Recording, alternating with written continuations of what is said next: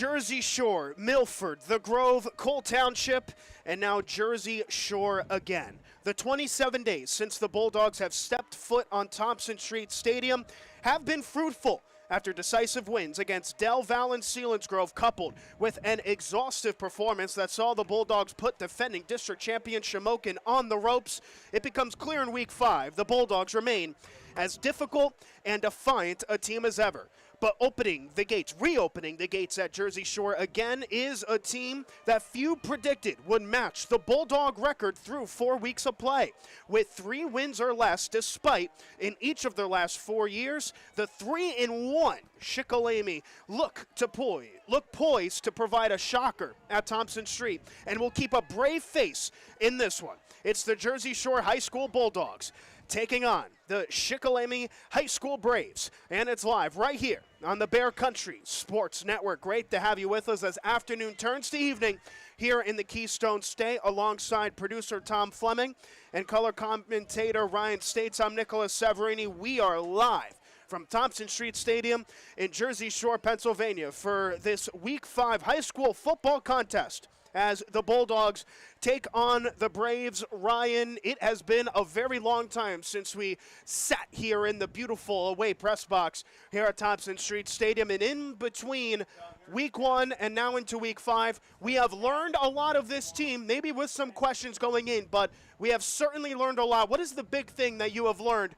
with this 3-1 Bulldog team coming into this evening? The big thing I've learned is that their saying of tradition never graduates, it isn't just a saying, it is the truth. When you look at this team, with how much they lost, with everyone wondering what type of year this was going to be, they really showed that tradition does indeed not graduate. This is as good a Bulldog team as they have had in the past decade. It's as good a team as they have had to match last year and the years dating back. This is a really talented Bulldog group, and they've really showed that over their home stretch. The Bulldogs of Jersey Shore, members of the PIAA District 4 Quad A and the Heartland Division I Conference, led by head coach Tom Gravish. They come in with a record of 3-1 with a 1-1 record in Heartland play. They are coming off of their first loss of the season against Shamokin. For the Bulldogs to have a share of the Heartland Athletic Conference title, they're going to need Shamokin to drop a game in conference, which will be very hard to do. The Bulldogs, Ryan, you'd have to say that was their biggest game of the regular season. It, of course, ended in a heartbreaking double overtime loss, but definitely a lot to be proud of with this young Bulldogs team from that performance. Yeah, when you're playing a quarterback last week who is a 3-star commit to Penn State, and you play them down to the wire, it took a miracle effort for them to come back and win that game. You feel really good about your performance if you're Jersey Shore, especially now that you get to return home after a 3-week-long away stretch. It's a homecoming for them, and they're as confident as ever going into this one. They take on a Shikellamy team who I think very few predicted to get to this point, to be at this point where they're at now. The Braves, members of the PIAA District 4 Quad A and the Heartland Athletic Conference Division I, are led by first-year full-time head coach Mike Hoover. Hoover took the reins in the end of last season on an interim basis. He got the full-time job, and goodness me, has he made the best of it. Probably as good of a start as you could predict Shikellamy to have this season. They come in with a record of 3-1, and they turned heads last week in a 35-14 win against 6A school. Not only a 6A school, but a quality 6A school in Williamsport. This is not the give me that we expected, potentially some of us expected going into the beginning of this season. The Braves are going to put on a brave face here this evening. These are two teams coming in with completely different mentalities in this game. Jersey Shore coming off a bit of what was a deflating defeat. Shikellamy coming off one of the biggest wins in the last 5 years for this team. You mentioned it, a 35-14 win over a school of Williamsport's caliber is nothing to scoff at. It has really inflated this program. It feels like it's injected life into this program, life that they have not had for the past 2 years. Big credit to Coach Mike Hoover getting this team where they are. And now, fresh off of handing the Millionaires their first loss of the season, they're trying to hand something on a much bigger platter here in week number 5 at the Bulldogs' stadium. It's Shikellamy against Jersey Shore. And when we return, coming up on the pregame show, we'll talk about our players to watch, how both teams got to week 5 with their respective records as we approach kickoff here at Thompson Street Stadium between Jersey Shore and Shikellamy. You're tuned in to Jersey Shore High School football on the Bear Country Sports Network.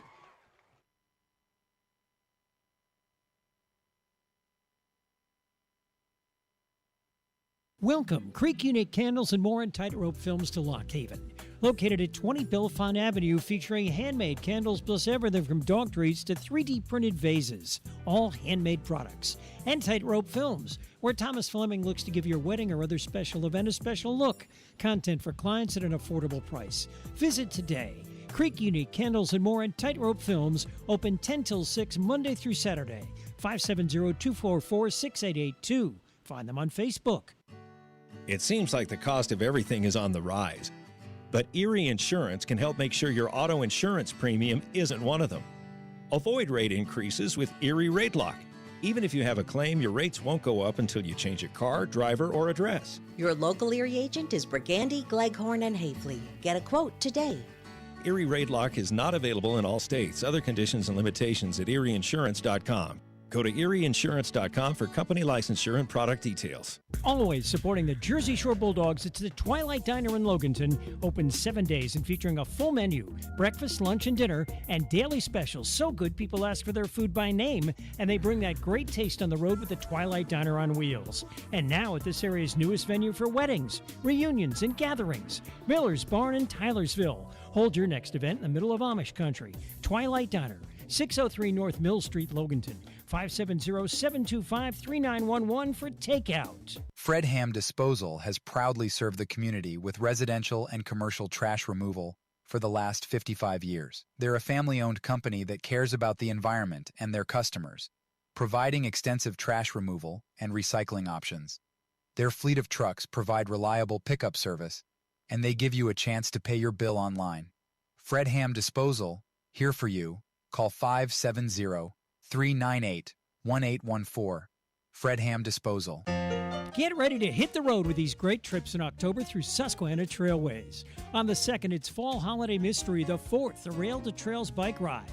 On the 5th, the DC National Zoo. The 15th, Lehigh Gorge Train Ride. And on the 19th, Boo at the Philadelphia Zoo. Call Susquehanna Trailways, 570-322-5361, weekdays between 8 and 4. Check the Trailways Facebook page and website for more info. Hit the road with Susquehanna Trailways. Bear Country, 99.9 FM. And welcome back into pregame coverage of Jersey Shore High School football. It's Jersey Shore, it's Shikellamy, and it is coming to you live here on the Bear Country Sports Network. Tom Fleming, Ryan States, I'm Nicolas Severini here. We are live from Thompson Street Stadium for this one. An excellent performance by the Jersey Shore Band. We're unfortunately getting the behind-the-scenes look of this one from our view here in the visitors' press box. But judging from what we've seen, a spectacular job by everyone involved in the backdrop, getting that one all set up and ready to go. We're getting all set up and ready to go on this side as well. We're going to start here with Jersey Shore, Ryan, as we're now 22 minutes from kickoff here at Thompson Street Stadium. Ryan, the Bulldogs, if you're just coming in for the first time this season, started off 3-0 with wins against Dallas at home 27-7, and then a 3-week road trip. It's been 27 days since they've been back at this stadium. A 49-42 win against Delaware Valley in a game in which they were up by as many as 28. A game against Selinsgrove in which they were actually down 6-0 in the opening salvo before coming back to win 49-6. They scored the last 49 points of that game. And they got off to a great start against Shamokin in the first half. We're up 21-7 at the halftime locker room. Shamokin would come back to force overtime, and then in double overtime, a 2-point conversion from the Indians gave Shamokin the win 43-42. Coming into this season, Ryan, I don't know about you, but I certainly would have absolutely taken 3-1 coming into Shikellamy. When you look at the overall context, how would you grade the first 4 weeks of the season? I think it's been an A+ so far for the Bulldogs, especially when you consider preseason what the expectations for this team was. Everybody thought that this team would take a step back this year, and who could blame them? All the talent they lost from last year, it really felt like this program was poised for a bit of a retooling year. Well, it hasn't been that at all. Like you mentioned, 3 emphatic wins to start the season and barely a loss on the road at Shamokin. And it's been a real battle between those two schools the past 3 years. Combined, in the last 3 losses to Shamokin, Jersey Shore has lost by a combined 4 points. So they have been on the tier of Shamokin. They were again Friday, and that's just a really good sign for where this team's at. The last time that Jersey Shore lost in overtime, you have to go back to the state playoffs of November 18th, 2022 against Allentown Central Catholic. They lost to that one in overtime as well. They're looking to make amends here this evening. As for Shikellamy, the Braves come in with a record of 3-1 with a 1-1 record in Heartland play as well. They started off with two close wins against Milton, 33-15, and then Lewisburg in a 29-27 close one before dropping their first game of the season to, it's that team again, the Shamokin Indians. A score of 52-21 there, but boy, did they make amends against the Millionaires of Williamsport, a 35-14 win. It was the most points that Shikellamy had scored in a game this season. It was the least amount of points that they have conceded. It's the first time since 2017, Ryan, that Shikellamy is 3-1. That year, they went 9-3. And it has been a stellar start, the perfect start, some might say, to the Mike Hoover era. And you got to give a lot of credit to Coach Hoover for where this team is at. When you take over for a program that's really struggled in the past few seasons, especially in high school, it's really hard. You expect the first 3 years to be kind of a build back. You know, in high school, you can't recruit kids. You get the talent that's in your school already. And a credit, Shikellamy had a lot of talent in that program, just wasn't being used to its fullest capacity. Hoover's got it out in spades right now. This is a really good-looking team. This is not maybe the pushover Jersey Shore was expecting to begin the year. This is going to be a dogfight. How about this, Ryan? The best quarter for Shikellamy has been the fourth quarter. The most points that they score is the fourth. They average 9 points per game in the fourth quarter alone. In the first half, they average 10 points a game. In the second half, they average just under 18 points per game. How do you build a philosophy like that Shikellamy has been able to do, a team that stands out in the second half more than the first? It's just talking about when times get tough, you've got to man up, and this team has done that a lot of the time.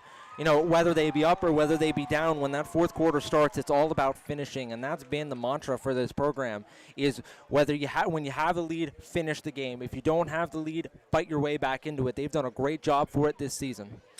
And that is Shikellamy. That is Jersey Shore going into week number 5 of the high school football season. 2 teams in District 4's Quad A division, in which 5 of the 6 teams are 3-1 or better going in to week number 5. This is, for both teams, a very crucial game in the context of this season. When we return, we will look out of town here for the scoreboard all throughout District 4's Quad A division.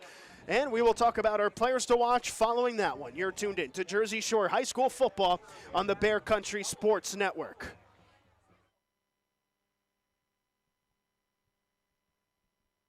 Now's the time to reserve space for your pup at Sweet Dreams Pet Resort on Sunrise Lane in Mill Hall for this fall and winter.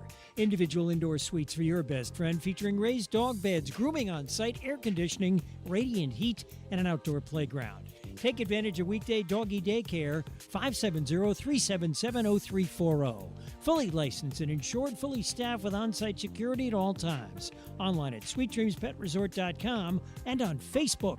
Sweet Dreams Pet Resort, where we treat your dog like family. It seems like there's an automotive parts store on every corner, and they all probably have the part or product you need.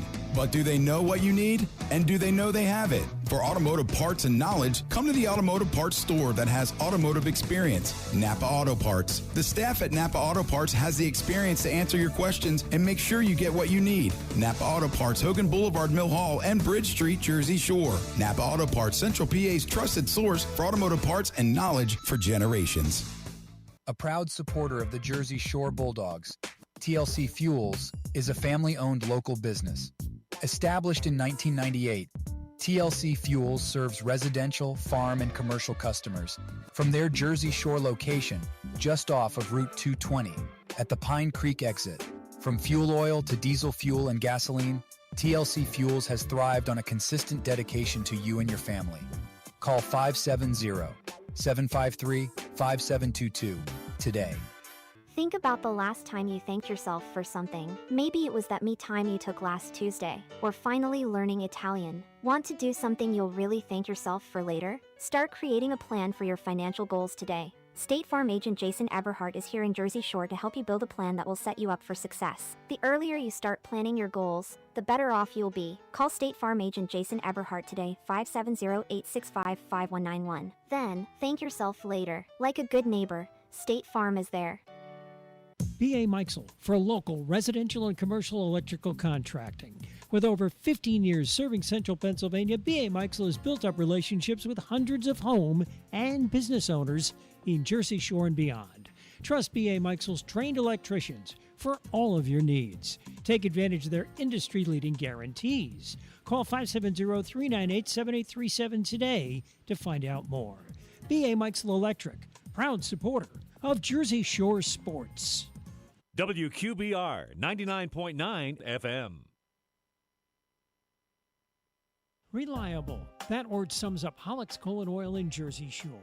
Stocked and ready to go for fall and winter, Hollick's is a phone call away, 570-398-1190.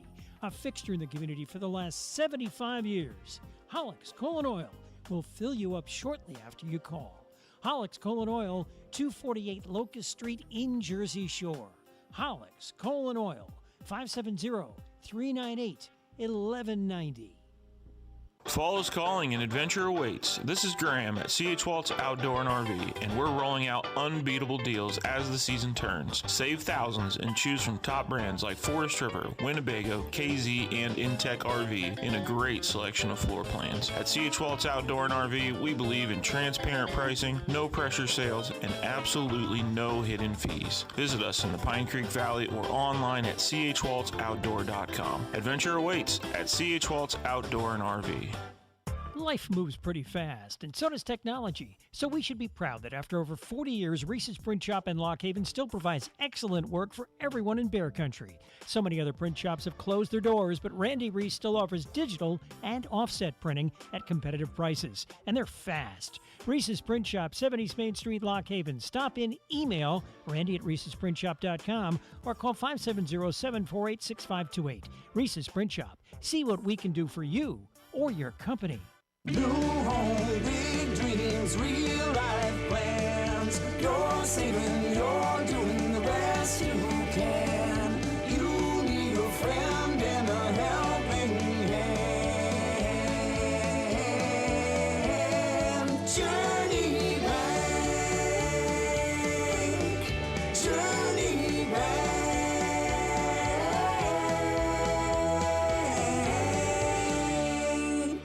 Since 1925, Erie Insurance has been providing protection.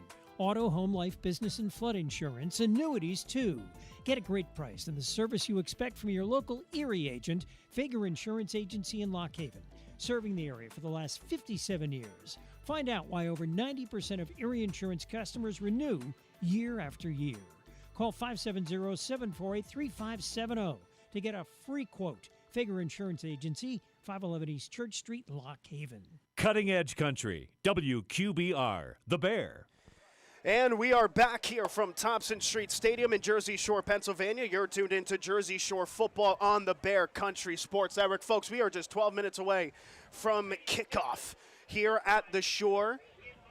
And as we are expected now here to have potentially the national anthem, before we have it, let's have a look at our out-of-town scoreboard. District 4 Quad A is busy today. Ryan States, what do you got coming into tonight? Alrighty, let's Shamokin on the road, taking on Central Mountain. Obviously here, Shikellamy against Jersey Shore. Williamsport on the road at Selinsgrove. Athens on the road to take on North Penn, Mansfield. And finally, the Rams of Columbia Montour travel to Dunmore, Pennsylvania to take on the Crusaders from Holy Cross. That game will be tomorrow at 1 o'clock. How about that? I tell you what, the Central Mountain Shamokin game might cause a few headaches a bit. This has clearly looked to be the potential game of the week, at least between Schick and the Shore. Absolutely. I think this is going to be the marquee one to watch. As we will step aside here, we will come back with the players to watch and the starting lineup. You're tuned into Jersey Shore football on the Bear Country Sports Network. Charles Construction is a full-service site development contractor performing all phases of residential and commercial work. Excavation, foundations, sewer, water, and underground utility installation. Paving, too, also working with the natural gas industry. Community-oriented, Charles Construction supports the Jersey Shore Bulldogs. Call today, 570-753-5555. 3595, located in Avis at 858 East Central Avenue. Charles Construction, serving the community for the last 54 years. You owe it to yourself to come into Kleiny's Home Furnishings, Route 150 between Woolrich and Avis, and find out for yourself why generations of happy customers keep coming back, keep coming home to Kleiny's. Quality, value, service, selection. And Kleiny's offers free delivery and 6 months same as cash. Right. That's why it keeps our family coming back, coming home to Kleiny's. Online at kleiny'sfurniture.com. From mowing to harvesting and taking care of snow, Daughter Equipment just south of Mill Hall on Route 64 has what you need to get it done. Want to keep your home warm and cozy? Check out the Crown Royal Outdoor Furnaces. If you're cutting your own firewood, Daughter Equipment is your steel dealer. Daughter Equipment for Kubota, Honda Power Sports, Suzuki, Land Pride, steel, trailers, and accessories. See it all now at Daughter Equipment, just south of Mill Hall on Route 64. Visit us online at daughterequipment.com. Hey, it's Giveaway Jade from Alexander Kia, 933 Broad Street, Montoursville. August was a great new car month. We exceeded Kia's objective, which is great news. But now I have over 100 pre-owned vehicles in stock, serviced and ready for immediate delivery. Rates are coming down, banks are getting aggressive and approving loans like never before. Alexander Kia, 933 Broad Street, Montoursville. At alexanderkia.com. And remember, we're taking the deals the other guys won't. Looking for a great time in Avis? Head to Mother Carol's Midtown Bar, the friendliest place in town. Grab a cold beer or malt beverage, soak in the good vibes, and meet the amazing bartenders and friendly crowd. Challenge your friends to PA skill games or shoot some pool. And yes, smoking is permitted. Family owned for 49 years, you'll find us at 111 West Central Avenue in Avis. Open 3 to 10 Mondays, 11 to 10 Tuesday, Wednesday, Thursday, and 11 to 11 Fridays and Saturdays. WQBR 99.9 FM. All set to go here soon for the Star Spangled Spectacular here at Thompson Street Stadium. Members of the middle school and high school chorus and band set to perform. Before that takes place, though, we will have our starting lineups for both teams. We'll start with Jersey Shore on offense. They are led by the quarterback Nolan Pauling. The offensive line left to right, Talon Lope, Braden Swales, Mason Larson, Nate Thompson, and Isaac Shirey. In the backfield is Bo Sechrist and Cash Harrett. The receiver trio is Carson Watkins, Luke Ryan, and Carter Reinhart. The tight end is Luke Thompson. Defensively, it is a 3-4 set. On the defensive line, Jacob Gee is on the edge with Ace Willits. In the center is Talon Lope. The outside linebackers are Connor Ginling and Luke Thompson. In the center of the park is Bo Sechrist and Cash Harrett. The secondary cornerbacks are Carson Watkins and Carter Reinhart, and the safeties are Luke Ryan and Nolan Pauling. The starting punter is Luke Ryan. The kicker is Jaden Passetti, who is 23 for 24 on point after attempts this season. As for Shikellamy, their starting quarterback is Brody Raybuck. The senior is at quarterback. The offensive line left to right, Jacob Brzezinski, Gadiel Valderrama, Devin Bingaman, Willie Bender, and Everett Purdy. The receiver trio, Thomas Pollock, Bobby Felmy, and Corbin Stale. The backfield, Tristan Smith and Luke Keeley. Charlie Walter is the tight end. 3-4 setup defensively here for Shikellamy, Avery Carge, Jackson Kashuba, and Bryce Broomba are on the defensive line. The strong side linebacker is Maddox Hoover. The weak side linebacker is Chase Swartz. In the middle of the park, Brody Raybuck and Willie Bender are the Mikes. Safeties and cornerbacks, the defensive backs first are Thomas Pollock and Mikey Vaders, and the strong and free safeties are Corbin Stahl, and Luke Keeley. The kicker is Ryan DePhillips. The punter is also the quarterback, notably Brody Raybuck. Those are our starting lineups as we approach kickoff here at Thompson Street Stadium. You're looking at players to watch here for both teams. Ryan, what do you got? I think starting with Shikellamy here, it's the quarterback and receiver duo Brody Raybuck and Thomas Pollock. Ray Buck so far this season, 682 passing yards, 6 touchdowns, while also adding 263 yards and 7 touchdowns on the ground. His number one target so far has been Thomas Pollock. Pollock, 23 receptions, 400 yards, and 5 touchdowns, coming off a 61-yard touchdown performance against Williamsport. Those two are going to be the duo for this Braves offense. Meanwhile, for Jersey Shore, it's another quarterback and receiver duo, Nolan Pauling and Carson Watkins. Pauling right now, 766 yards passing, 6 touchdowns. On the ground, 142 yards and 4 touchdowns. Meanwhile, his starting receiver, Carson Watkins, 22 receptions, 351 yards and 4 touchdowns. The crowd pop from the Shikellamy side of the field is because the visiting Braves are on the field. The Braves are in white today with white pants, white tops, with maroon colored numbers on the front and back, and a dark blue emblem on the left side of the helmet with a stripe in blue and maroon over the middle. It's hard to get blue and maroon right, but it seems like, from my view, the Braves have done just that. The Bulldogs, who are set to come onto the field in short time by the Jersey Shore Marching Band, they are in orange for today. Orange pants, orange tops with white colored numbers on the front and back. They have an orange helmet with a black JS on the side. You can see them, for those of you tuning on the Bear Country 999 YouTube channel, coming out of the right-sided end zone from where we are in the visitors' press box. The black pants with orange stripe on the side, orange tops, black colored numbers front and back. We mentioned the orange helmet. They also have a black stripe over the middle. The Bulldogs, for the first time in 27 days, back on the field at Thompson Street Stadium. And with a expected to be sellout crowd on the far side. As you can see, it is a sellout crowd and then some. It'll be standing room only at the time of kickoff, as we will step aside here for the Star Spangled Spectacular. When we return, it will be, in fact, kickoff between the Jersey Shore Bulldogs and the Shikellamy Braves. You're tuned in to Jersey Shore football on the Bear Country Sports Network. Now's the time to reserve space for your pup at Sweet Dreams Pet Resort on Sunrise Lane in Mill Hall for this fall and winter. Individual indoor suites for your best friend, featuring raised dog beds, grooming on site, air conditioning, radiant heat, and an outdoor playground. Take advantage of weekday doggy daycare, 570-377-0340. Fully licensed and insured, fully staffed with on-site security at all times. Online at sweetdreamspetresort.com and on Facebook. Sweet Dreams Pet Resort, where we treat your dog like family. It seems like there's an automotive parts store on every corner, and they all probably have the part or product you need. But do they know what you need? And do they know they have it? For automotive parts and knowledge, come to the automotive parts store that has automotive experience, Napa Auto Parts. The staff at Napa Auto Parts has the experience to answer your questions and make sure you get what you need. Napa Auto Parts, Hogan Boulevard, Mill Hall, and Bridge Street, Jersey Shore. Napa Auto Parts, Central PA's trusted source for automotive parts and knowledge for generations. A proud supporter of the Jersey Shore Bulldogs, TLC Fuels is a family-owned local business. Established in 1998, TLC Fuels serves residential, farm, and commercial customers from their Jersey Shore location just off of Route 220 at the Pine Creek exit. From fuel oil to diesel fuel and gasoline, TLC Fuels has thrived on a consistent dedication to you and your family. Call 570-753-5722 today.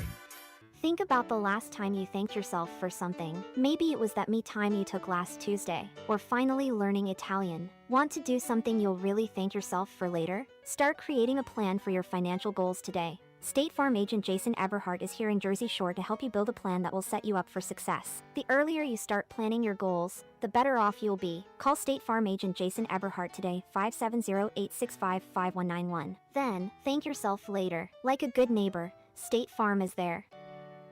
B.A. Meixel for local residential and commercial electrical contracting. With over 15 years serving central Pennsylvania, B.A. Meixel has built up relationships with hundreds of home and business owners in Jersey Shore and beyond. Trust B.A. Meixel's trained electricians for all of your needs. Take advantage of their industry-leading guarantees. Call 570-398-7837 today to find out more. B.A. Meixel Electric, proud supporter of Jersey Shore sports. WQBR 99.9 FM. Welcome, Creek Unique Candles and More and Tightrope Films to Lock Haven. Located at 20 Bellefonte Avenue, featuring handmade candles plus everything from dog treats to 3D printed vases. All handmade products. And Tightrope Films, where Thomas Fleming looks to give your wedding or other special event a special look. Content for clients at an affordable price. Visit today. Creek Unique Candles and More and Tightrope Films, open 10 till 6 Monday through Saturday. 570-244-6882. Bear Country 99.9 FM. And now with the alma mater national anthem played, we are moments away from kickoff and what is expected to be a highly consequential affair between the Bulldogs and the Braves as the team captains come onto the field for both teams. Ryan, what is going to be, do you think, the key then for both of these teams as the clock hits triple zeros on the right side and we're all set to go for a very important matchup? I think it's going to be how these two teams approach this game. When you're looking at it from Shikellamy's perspective, you're coming off the biggest win of your season. You feel really good about yourself. Meanwhile, if you're Jersey Shore, you're coming off, like I said before, just what felt like a really deflating defeat, a game that you had in your grasp and it just got away from you. I'm really interested to see how these two teams come out, but for me, it's going to be the duel of the quarterbacks. Whoever plays better between Pauling and Rebuck is going to be the team that wins this game. The Jersey Shore captains today, number 5, Bo Sechrist. Number 10 is Luke Thompson. Number 55, Talon Loeb. Number 65, that is Isaac Shirey. The Shikellamy Braves coming out with 5 captains onto the field. We'll get their numbers when they're available. Luke, you look at the Bulldog perspective, coming off of a heartbreaker of a loss, going into this evening's affair. How important is a good start? It's going to be crucial for them. And when you look, not even at last game, you're looking ahead. They have a tough game on the road at Williamsport. This is a classic trap game for Jersey Shore. They really have to get off to a fast start this game in the right way, and try to steamroll from there. The captains for Shikellamy today is Brody Raybook, the quarterback, as well as William Kiger. They also have Devin Bingaman with Avery Carge and Jackson Kashuba, the captains. The Bulldogs will receive the ball, notably, here in this first half. They will go from left to right in the opening quarter wearing orange. Shikellamy will attack and kick off this game from right to left wearing white. The Shikellamy kicker is Ryan DePhillips, places the kicking tee down on the near side hash on his own 42. Are back deep to return here for the Bulldogs. That is Carter Reinhardt and Luke Ryan, who are back deep to return. Carter Reinhardt, look for him on the near side. He is the primary kick returner for the Bulldogs this season. He's done a good job with these returns. He's done a really good job setting the Bulldogs up in plus territory. Shikellamy is going to be after careful kicking to him here. After putting the defending district champs on the ropes all the way into double overtime in what has been their first loss of the season and one in ultimate heartbreak fashion. It was Heartbreak City for Jersey Shore less than a week ago on this exact same Friday night. They now look for revenge against a Shikellamy team that has been a long time since they have joined the party in the top half of the district. They are poised to be in the top half this season. Their first 3-1 start since 2017. They will kick right to left. And it'll be Ryan DePhillips raising the right hand, stepping up to the ball, sending it into the shore sky, and we're underway here at Thompson Street Stadium. This one returned by Ryan at the 10. He takes it 15, 20, bounces to the middle to the 30, and then wrestled down at the 31-yard line. An excellent return up the middle, and it was Amir Anderson-Allen saving a potential touchdown, but a great return from Ryan. A really good return there and setting his offense up at the 35-yard line. A good start for the Bulldogs, getting off on the right foot. They will start this drive, the Bulldogs, on their own 37-yard line to the middle of the park. It'll be a 3-receiver set, 2 right, 1 left. Pauling is the quarterback. Cash Harrett is to his right, and it will be Bo Sechrist to his left. 2 tailbacks averaging over 5 yards a carry this season. Sechrist has been the primary tailback. He is to the left of Pauling. The 1 receiver isolated on the left side is Watkins. Thompson is in the near side. Slight delay as they exchange the footballs here. But we're all set to go here with center Mason Larson looking back to the quarterback Pauling and looking back to the referee's whistle. And now, a stoppage. And we have a stoppage. This is a bit of a bizarre one. We just heard the public address announcer say that 2 cars need to be backed up behind the home stands. I'm not sure if that has anything to do with the stoppage, but with the ref's whistle, that won't be the case. As Pauling in the gun takes a snap, hands off up the middle, Seekers, he's got space, and he's free across midfield, 40, 35, 30, 1 man to beat, 20, 15, 10, 5, touchdown, Jersey Shore. Welcome back home, Bo Seacrest, a 73-yard trip to the house. An incredible start as Seacrest took it up the middle and had nothing but green grass ahead of him. Well, you talked about a fast start. Just no faster start than on the first play of the game. Seacrest, just a quick zone handoff up the middle. No one there to contest it. A good job by the Jersey Shore offensive line, especially the interior, creating the space. Seacrest got to the second level, and he was gone. It was Mason Larson, the center. Swales and Thompson are the guards. That created an 18-wheeler sized hole, and the extra point doinks off the upright. It's no good. The extra point hit the woodwork to the right side. It's just the second miss of the season for Jaden Passetti, the kicker. But you want to talk about starting a football game on the right foot. That is about as good of a way to do it as you can take it. Bo Seacrest, 73 yards on the opening play from scrimmage. Ryan, what did you see there? Like I said, just the interior of the offensive line. You mentioned it, Swales, Larson, and Thompson. They created the space up the middle. You could have drove a Honda through the line that they made up the middle. Really good job there separating Willie Bender. Brody Rebuck got blocked immediately, created a wide open lane, and Seacrest hit it in stride. So basically you could call it the best start for the Bulldogs, a 73-yard score to Bo Seacrest. For Seacrest, it is his 7th rushing touchdown of the season.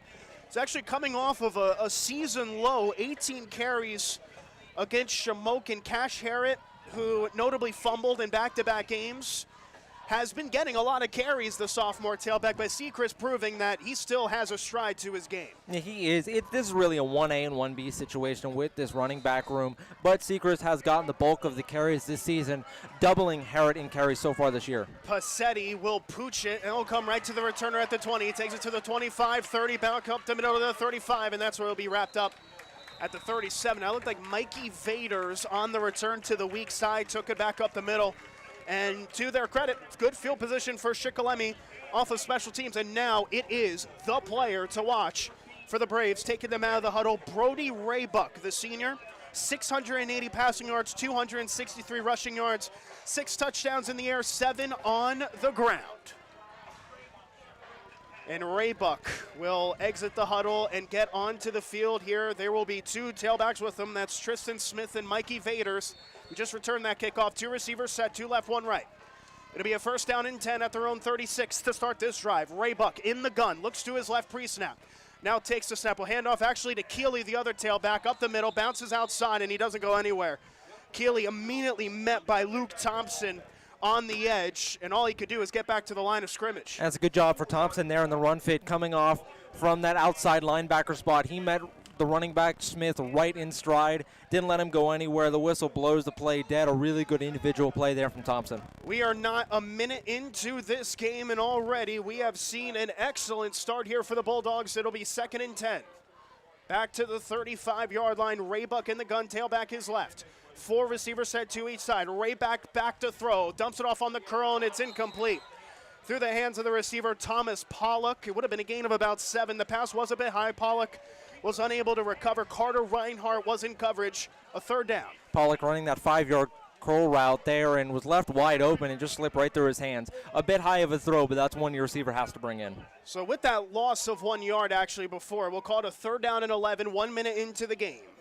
Raybuck in the gun, 4 receiver set, same formation. Jersey Shore sends the house. Raybuck to throw, fires over the middle, caught by Pollock to the 41. That's not going to be enough for the first. The progression will take him to the 42 for a 7-yard gain. Pollock made his first reception. From my view, it looked like Pauling and Reinhardt who combined for the tackle. And on 4th down and 4, precarious spot at their own 42. It looks like the Braves are set to punt. And that was good coverage there on that play by Reinhardt. Reinhardt playing off the receiver, letting him catch the ball. Stopped him about 5 yards before the first down. A really good play there. A good tackle in open space to force the punt. So the punter is the quarterback, Raybuck. He is set to punt this one away. Good snap. This one's sent end over end. Fair catch, looked like a feint of a fair catch, but it was made by Carter Reinhardt. You know, typically you expect a fair catch to be a wave. It was more of a shrug, but he does make it. He does stop the clock and stop the play at his own 24-yard line. A good over-end punt for Raybuck, who's averaging 40 yards a punt this season. And that punt got high up into the air as well. It's, you know, typically at the high school level, you'll see your quarterback either be the kicker or the punter a lot of the time. It's just normally how it works out, but a really good punt there from Raybuck. So a first down and 10, the Bulldogs up 6-0, 10 minutes and 9 seconds left in the first. In the gun, Pauling, two receivers right, one left, two tailbacks in the backfield. Takes a snap, another handoff, Seacrest takes it up the middle again. A flag is down as he's wrapped up at about the 29-yard line. A good sizable gain, but a flag that looks to be in the area of holding.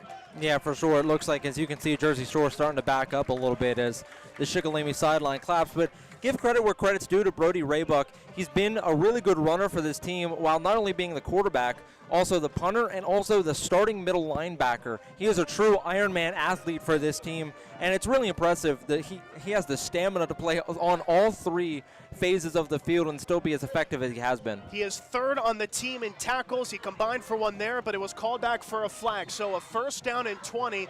The Bulldogs back to their own 14. Trips left, one right. In the gun, Pong takes a snap. Another handoff towards the weak side, and this time he doesn't go far.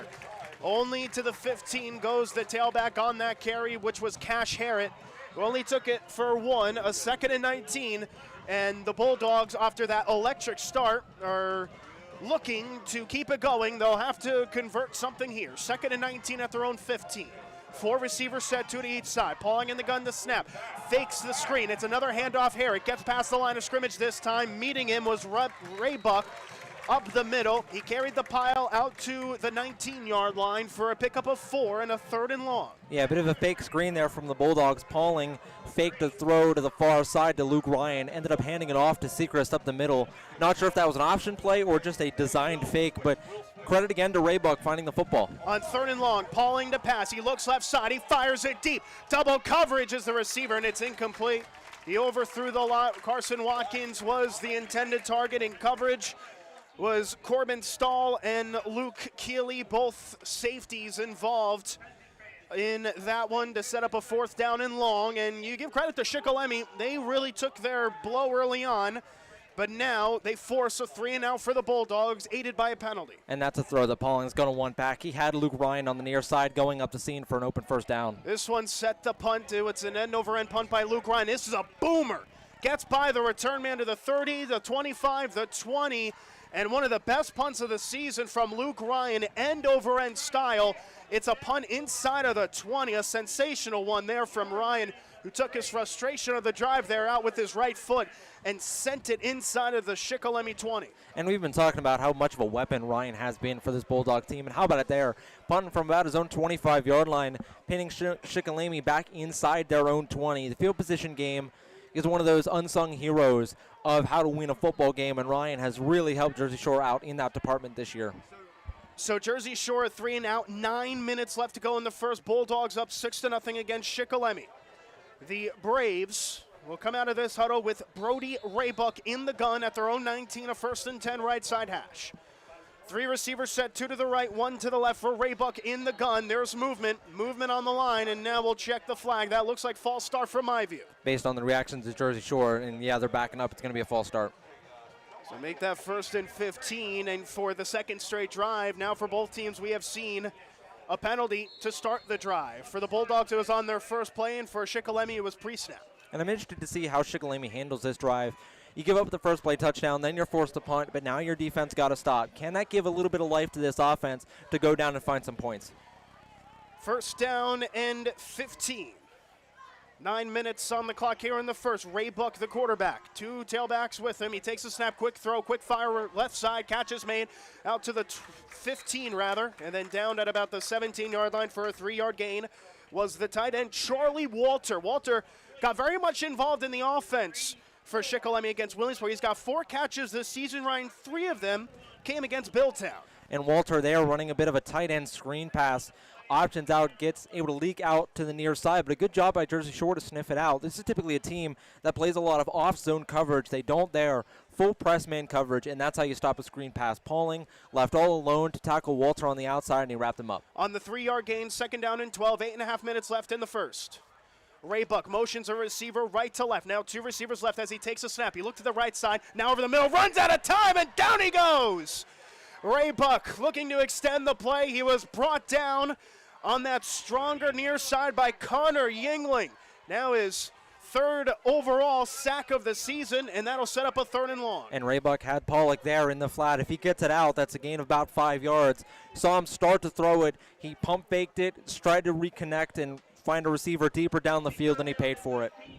That'll bring up a 3rd down and 15, approaching 7.5 minutes left in this first quarter on 3rd down and 19. Ray Buck in the gun. 4 receivers set to each side. Ray Buck the pass. 4-man rush under pressure. Fires to the right side. Catch is made by the receiver and immediately wrapped down to the grass at the 15-yard line. Good open field tackle by Carson Watkins. It was Thomas Pollock getting his 2nd reception of the game and only went for 4. And on 4th and long, the punting unit out. That's an incredible tackle there by Watkins on the far side, matched up against Pollock, because if Watkins isn't able to bring him up, he's in man coverage, so he's the only one on that side of the field. If Pollock's able to break free, that's a gain of 30, if not 40 yards before Bulldog would have been able to track him down. A really stressful situation if you are a boundary corner, but Watkins up to the task. Ray Buck, who is also averaging 40 yards a punt, will send this one away. High snap, recovered well at his own goal line. He'll send this one right at midfield. Reception made at the Shikellamy 45. He takes it to the 40 as Watkins down inside the 35 and will be wrapped up at about the 33 from Jackson Kashuba. But now the Bulldogs will get possession back, and they'll have excellent field position with it. And that's defense turning to offense right there. Jersey Shore backs them up, forces them into a 4th and 19, forces a punt from inside their own goal line, and sets their offense up deep into Shikellamy territory. Over 430 tuning in live on the Bear Country 999 YouTube channel, now 415. But if you like what you see, for those tuning in, leave a like and subscribe for Jersey Shore football all season long. First play from snap, Pauling to throw, fires right side, catches made by Ryan. Shy of the 1st down marker, past the 25 to about the 27 from my view. There'll be a pickup of about 6 there from Pauling to Ryan. Luke Ryan becoming a very much favored target, but hang on. This is going to be called back for another foul, and it looks like another holding, and now we have back-to-back drives for the Bulldogs where their first play is a holding penalty. Shikellamy there brought the heat, sending 6 or 7 rushers at Pauling. The offensive line gave Pauling a little bit of time, but a hold there gave him a little bit more time to get that throw out. The flag comes in, and it backs the Bulldogs up. So 1st down and 20 onto the right side hash, 43-yard line. The Bulldogs with another 1st and long. 4 receivers set, 2 to each side. Pauling the quarterback. Sechrist the tailback. A motion man slot receiver left to right. Pauling the snap. Heavy blitz. Picked up. He fires left side. He's got a man. A diving attempt from Watkins, though, is incomplete. Watkins had a step on the defensive back, Maddox Hoover, who is typically a linebacker. He was there to guard Watkins, man-to-man coverage on the blitz, and, well, it forced a tough throw there in the end from Pauling as it's incomplete. He did just enough. And give credit to Hoover there. Hoover lost a step at first. Watkins got behind him, but good recovery speed there to get back to that football. On 2nd and 20, Pauling option play. Looks inside, now back outside, and he's going to get wrapped up just past the line of scrimmage. He was really trying to make something happen. Sechrist was to his left. It was immediately covered on the edge by Luke Keeley, the safety. It turns into, in the end, not even a gain. So a 3rd and 20 coming up. Feels like Jersey Shore missed an opportunity there on that last play previously. They had a touchdown if the throw was there, and now they're forced into a 3rd and very long. So here we go. 6 minutes left in the first. Bulldogs up 6-0, 3rd and a mile. Pauling the throw. He looks right side. He's got fire, double coverage, and it's incomplete.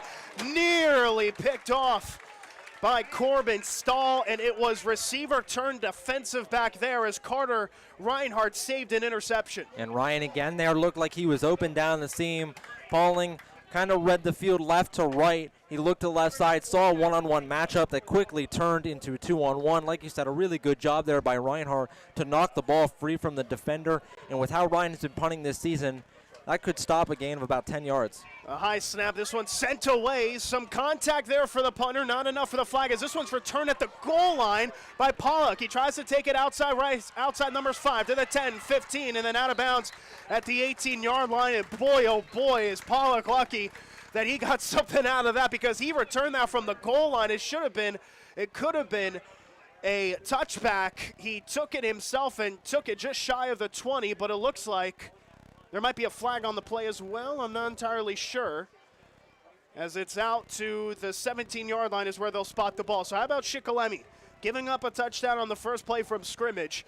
The Bulldogs got the ball. They started the drive at their own 34-ish yard line was my view, and it turned into a punt. The Braves are doing quite well here. The Bulldogs trying to take advantage of the early opportunities. And it's really hard when you give up a first play touchdown. It really feels like all the air is just sucked out of you right away, and the offense hasn't helped them to add some life. So give credit where it's due to this Schick defense coming out and playing lights out so far after that first drive. So at 1st and 10, there was a flag, and it was on Shikellamy. They're going to start this drive at their own 6-yard line. Trips left, one right.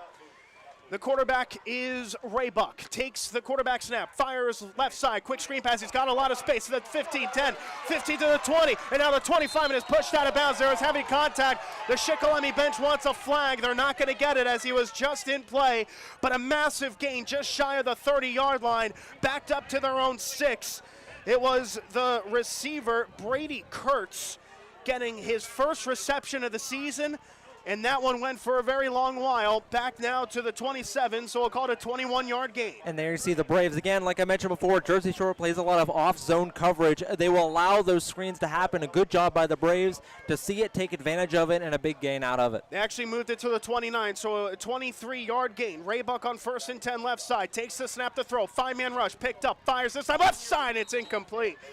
A pass tipped there from Carter Reinhardt, the intended target Pollock, and Reinhardt, on my view, was close to even getting an interception out of it. The pass was thrown with so much velocity that Reinhardt could only tip it away. And Pollock there running a little bit of a 5-yard whip route, as it's called. He starts up the field, he cuts inside, turns around, and then backs out to the outside. And typically in man coverage, that puts a lot of stress on the cornerback because he's trying to guess where the receiver's going. A really good job by Reinhardt.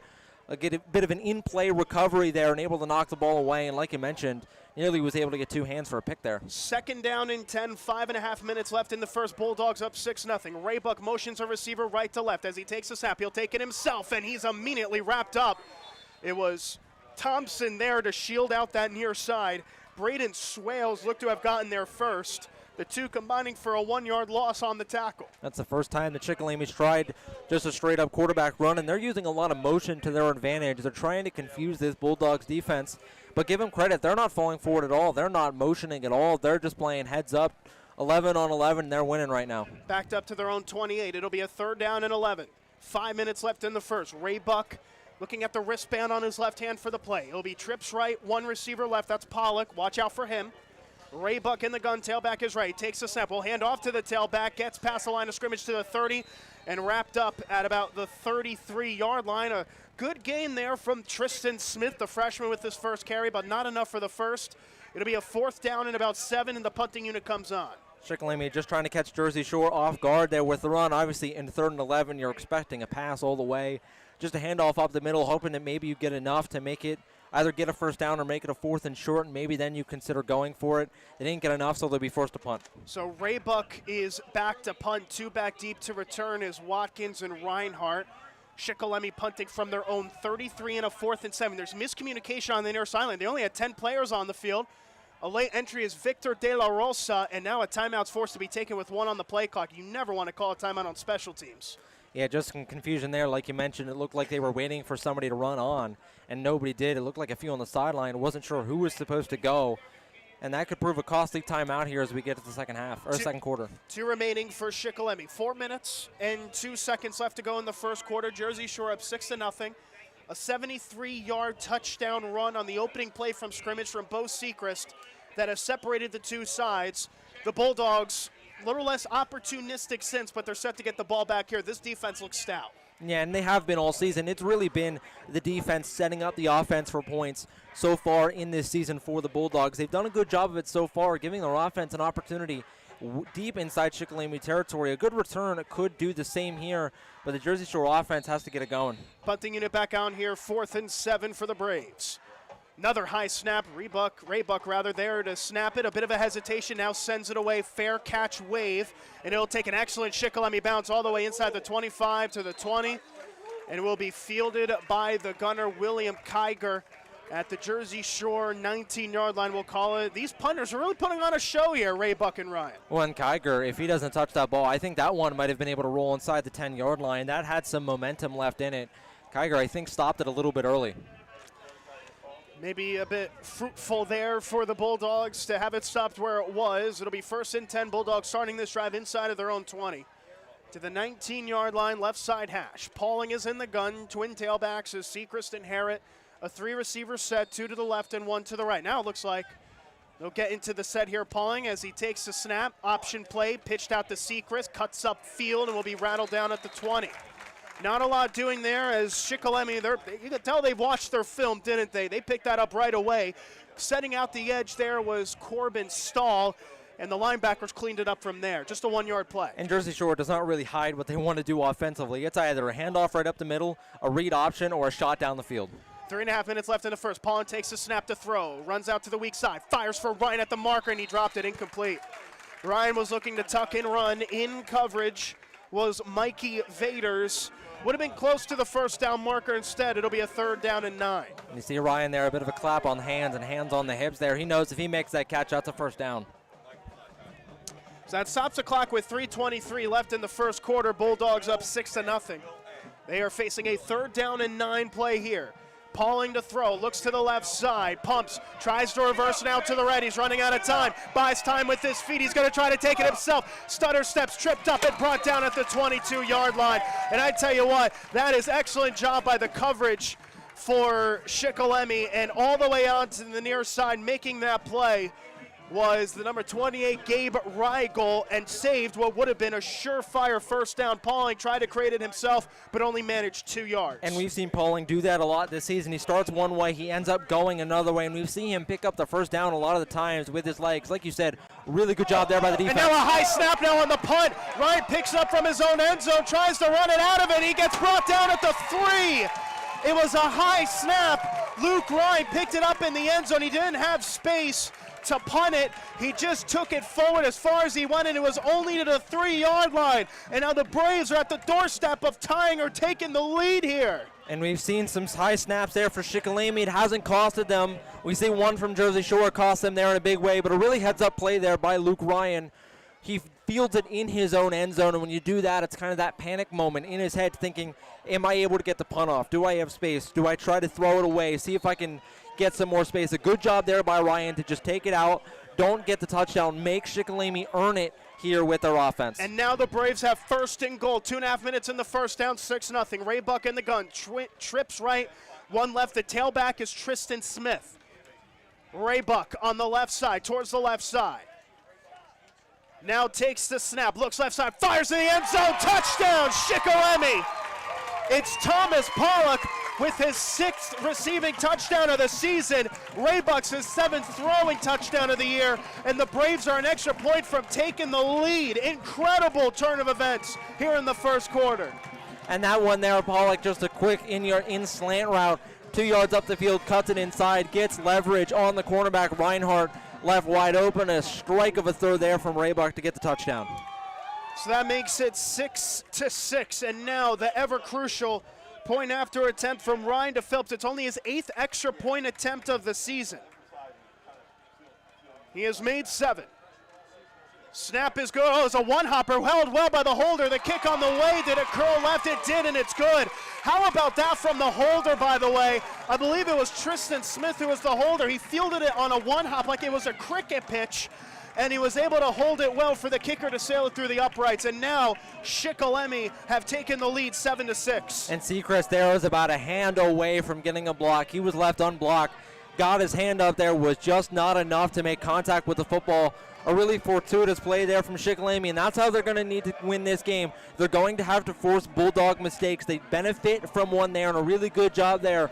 When an opponent gives you a mistake, you have to capitalize. You can't leave points on the board. Good job there by the Braves on capitalizing. Jersey Shore hands on hips after that one. Plenty of ball game left. The Bulldogs trying to recover a 7-6 deficit against Shikellamy with 2 minutes and 39 seconds left in the first.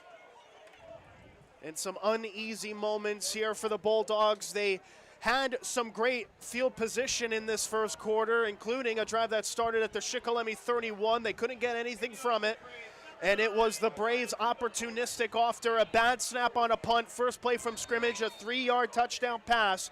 The point after good to make it 7-6. And now this one will be sent away on kickoff. It will be fielded by Ryan at the 18. He takes it to the 25, 30, 35, and will be wrapped up at the 40, pushes the pile. And they'll give him forward progress to about the 42-yard line. Another good return for Luke Ryan. The Bulldogs have been having, you'd have to say, some of their best field position of the season early on. But now they got to take advantage. When this really feels like at the start of the game, when they played against Selinsgrove, right? They really struggled in the first quarter offensively. They have here, outside of the one long touchdown run, they've really struggled offensively like they did in that Selinsgrove game. But what happened in that game? As soon as Selinsgrove scored, it looked like Jersey Shore turned it on, and they never looked back. We'll see if they can do the same here. First and 10, right side hash 42 is where they start to drive. 3 receiver set. Pauling takes a snap, handoff. Herron under pressure, and he's going to get brought down for a loss in the backfield. Back out to about the 41. Herron immediately wrapped up after the handoff. That looked like it was Bryce Brumbaugh on the tackle, the senior, coming off of a 13 tackle showing against Williamsport, gets a TFL there. Now second down and 13. Pauling to throw, 5-man rush under pressure, steps up, buys time, now fires left side, through the hands and incomplete. Carson Watkins was open. The defensive back was Maddox Hoover, again lined up on Watkins.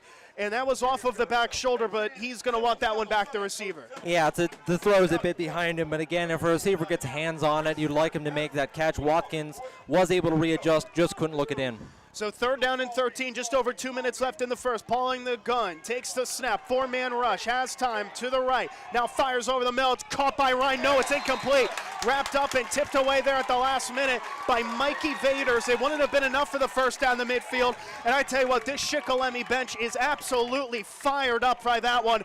This secondary is stepping up in a big way for the Braves, and it is showing. Now 4th and 13, the Bulldogs are punting again. Yeah, Ryan had that ball in his hands, but credit where it's due for Mikey Vaders. He got his hand in there and ripped the ball out, forced the incompletion.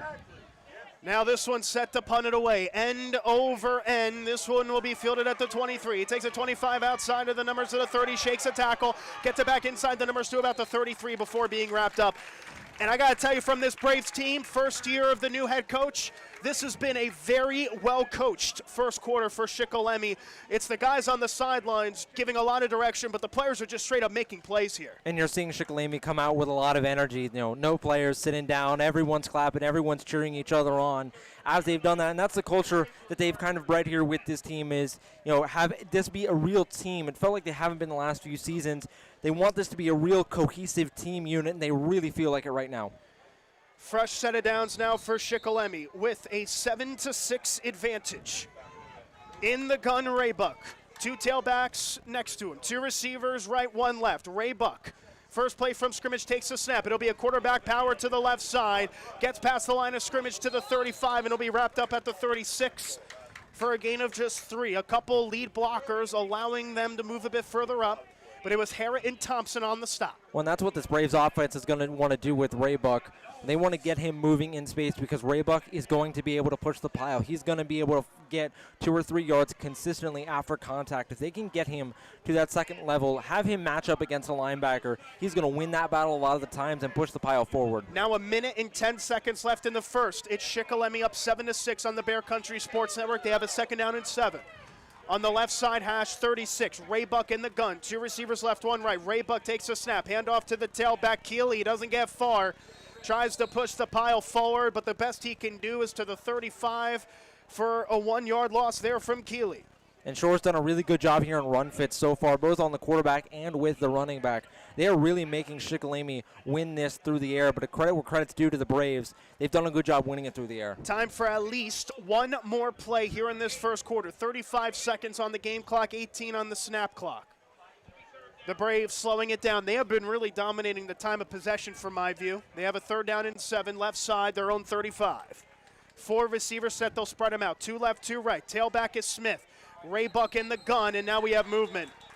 Movement on the line, and this is going to be encroachment on Jersey Shore. Bulldogs beating themselves a bit in this first quarter. It'll set up a third down and 2 instead of a third and 7, Ryan. Yeah, and that's exactly where Shikellamy wants it again. With their quarterback, they're going to be able to run him, and he should be able to pick up the first down if he's able to get his legs moving. But some costly mistakes here from Jersey Shore early on. Some uncharacteristically costly mistakes from them, as we've seen them so far this season. But Shikellamy taking advantage of it. We knew that this game would not be a gimme. Far from it, with the way the Braves have played this season. And now the referee is asking for a clock adjustment. A play clock adjustment as it gets reset. Now 4 seconds left, and with the reset, that is going to end the first quarter of play. There were substitutions coming on the field, so that would allow for a reset of the play clock. And that is going to be how the Braves close out this first quarter, up 7-6, up 7-6 against the Bulldogs. The second quarter is next. You're tuned in to Jersey Shore football on the Bear Country Sports Network. 42 years serving you. All Round Tire, your hometown service and tire sales center. Family owned and operated, All Round Tire features Cooper and many other brands, including Michelin and Firestone. Make us your first choice, not only for passenger, light truck, farm, and ag tires, but also for service, brakes, exhaust, belts, and hoses. We offer the only vulcanized flat repairs in the area. PA State Inspection 2, open weekdays 8 till 5, Saturday till noon. All Round Tire, Cement Hollow Road, Jersey Shore.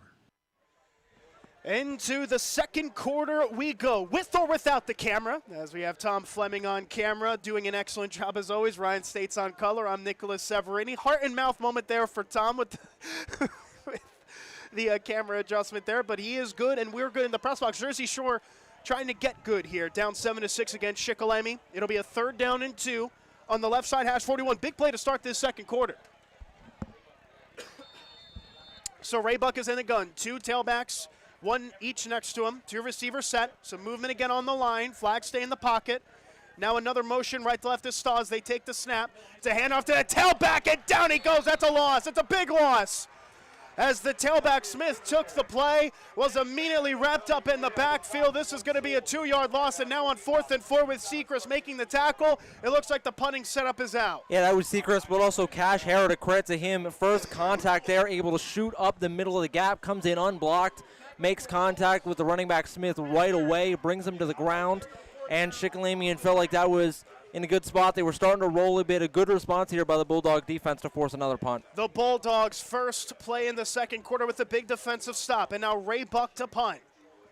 Hesitates and now fires away once again. No fair catch. This one received by Reinhardt at the 20. Takes it 25-30. He's got speed outside the numbers 40, 45. Across midfield. He gets pushed out of bounds. Heavy contact was made late. As he was out of bounds, it looked like Reinhardt initiated the contact. Because of that, I don't think there's a flag there, Ryan, as he was out of bounds at the 43. And because Reinhardt initiated the contact, there's no flag. Yeah, no, that was Reinhardt going out of bounds and then dropping a shoulder into what looked like a Shikellamy defender there. A really good return there from Reinhardt, though, again, setting their offense up in a good position. But that first quarter overall went exactly how Shikellamy wanted it. They held time of possession, they forced the offense to punt a lot, and their defense won the down. We're going to see how Jersey Shore can respond here in the second quarter. So 11 minutes left in the second quarter. 1st and 10, Bulldogs down 1. A 7-6 score. Trips left, 1 right, Pauling the quarterback. Tailback to his left, I believe, is Seacrest. They'll spot the ball on the right side, hash 43. Another good field position bit for Jersey Shore, notably. There is another delay because the footballs are being exchanged. But now the referee blows the whistle, and they'll get set with Pauling in the gun. Takes the snap. Handoff tailback as Seacrest breaks a tackle, gets to midfield. He breaks 2 tackles, 3 tackles, 4 tackles inside the 45 into the 41. And that is Bo Seacrest at his very best, leaving humanity on the floor and moving the chains himself. And interesting to see how Shikellamy playing this defensively. A quick snap. It's another handoff. Seacrest, and this time he's wrapped up for a loss. Very similar blitz from the previous play. Brady Raybuck bringing him down, a loss of 2. And a humbling play there as the Braves sent the house. Well, that's what I'm saying here. Interesting how they're lining up their defense. They are stacking 9 in the box at all times. They are very rarely having a safety drop back deep. I mean, they're almost daring Jersey Shore to run it up the middle. On 2nd and 12, Pauling now to throw. Fires right side, and a catch is made by Ryan outside the numbers, inside the 35. and they'll put him right actually at the 35-yard line. That's going to be just shy of the first down marker. It'll be a 3rd and short. Ryan with an excellent reception in the breadbasket. And a little bit of a confidence builder here for this offense. They pick up the first down with the legs. They get stopped on first down there, able to have Pauling roll out, find a receiver, make it to a 3rd and short. They haven't had many of those catches yet this year or this game. Just feels like a real confidence builder for this team. They're in Shikellamy territory to the 35. A 3rd down and 2. Pauling, handoff, Seacrest back down in the backfield. No, he stays up and pushes the pile for the first all the way to the 30. There were 2 Braves defenders, Ryan, in the backfield, and I do not know if Houdini is in the house or not, but Seacrest spun through both and gets a first down to the 29. Looked exactly like the first run he had on this drive, just spins out a defender, is able to get some momentum and carry the pile for the first down. Pauling now to throw on 1st and 10 option play. Pitches Seacrest on the outside. He's wrapped up for another loss. Another TFL, and this time it's Corbin Stahl setting the edge and forcing a loss of 3, and these losses have been massive too. And on that play there, Pauling took a bit of a shot at the end of the play as he got the pitch off. Got leveled there by a Shikellamy linebacker. Got up a little slowly and still readjusted. Looked like the band's on his knees there. A loss of 4 rather, so it'll be a 2nd down and 14 backed up to the 33. Hara motions left to right. Pauling the snap. 5-man rush. Pauling looks back to the left side. He's got Watkins, but it's incomplete. He overthrew him. Watkins was the intended target, and he had a step on Mikey Vaders. That'll bring up a 3rd down and long, Ryan, and one that Pauling would want back. Yeah, Pauling and Watkins there. Watkins left wide open again. Just a bit of an overthrow from Pauling, and that's what we've seen so far this game. He's missing just a little bit farther down the field. If he's able to put that one a little bit more on the money, that would have been a house call. 3rd down and 14. Pauling in the gun, trips right, 1 left. Pauling to throw, under pressure, rolls out right, breaks a tackle, but down he goes. It's a loss. It is a sack as a fingertip tackle is made by Bryce Brumbaugh. A loss of 3, and another drive for the Bulldogs that's looking to end fruitless as the punting unit comes out with it at the Sealands Grove 38. Jersey Shore now with that 3rd down attempt. They are 1 for 6 right now on 3rd down. That's a good credit to the Shikellamy defense. They're forcing the Bulldogs into 3rd down, and no matter the down and distance, they're getting the stops. 8.5 minutes left in the first half. Ryan will punt it. He looks for the coffin corner. It bends back to the middle, and that one is going to bounce in the back of the end zone for a touchback. It'll be a net punt when they field the ball of just 17 yards there for Luke Ryan, as he wasn't able to coffin corner it. And the Shikellamy defense really is trying to provide a spark for this offense. They've not had it going yet. Credit to the Bulldog defense for also being just as stout as the Braves defense has been. This has been a rock fight between these two teams right now, and it really just feels like we're waiting for which offense is going to break through. Shikellamy up 7-6 against Jersey Shore with 8 minutes and 15 seconds left here in the first half of action. The Braves have certainly proved that they belong here next to Jersey Shore on this field. This is a new era for Shikellamy, and it's not an era in which they go down quietly, that is for sure. 1st and 10 for Brody Raybuck in the gun. 2 tailbacks in the backfield, 1 to each side, 2 receivers left, 1 right. Raybuck looking to the right, motions one of the tailbacks, Smith, to the left. Now hands it off to Keeley up the middle, and he's brought down. Just at the 20-yard line at the line of scrimmage. That's all Keeley will go to. Instantly, a stop was made. And it seems like there hasn't been a lot of room to run up the middle. Talon Lope snuffing it once again. It's been Lope, and it's also been the outside linebackers, Connor Yingling and Luke Thompson. They've done a really good job at setting the edge and crashing down when the run. It was there, Yingling able to make first contact with the running back. Credit to the outside linebackers and the interior defensive line doing a fantastic job in the run fit. 2nd and 10 at the 20, trips left, 1 right. Raybuck in the gun, takes the snap, looks up the middle, under pressure. He's going to fire to the right side. He's got a man, but it's incomplete. It wasn't a big window to throw in for the intended target, Thomas Pollock.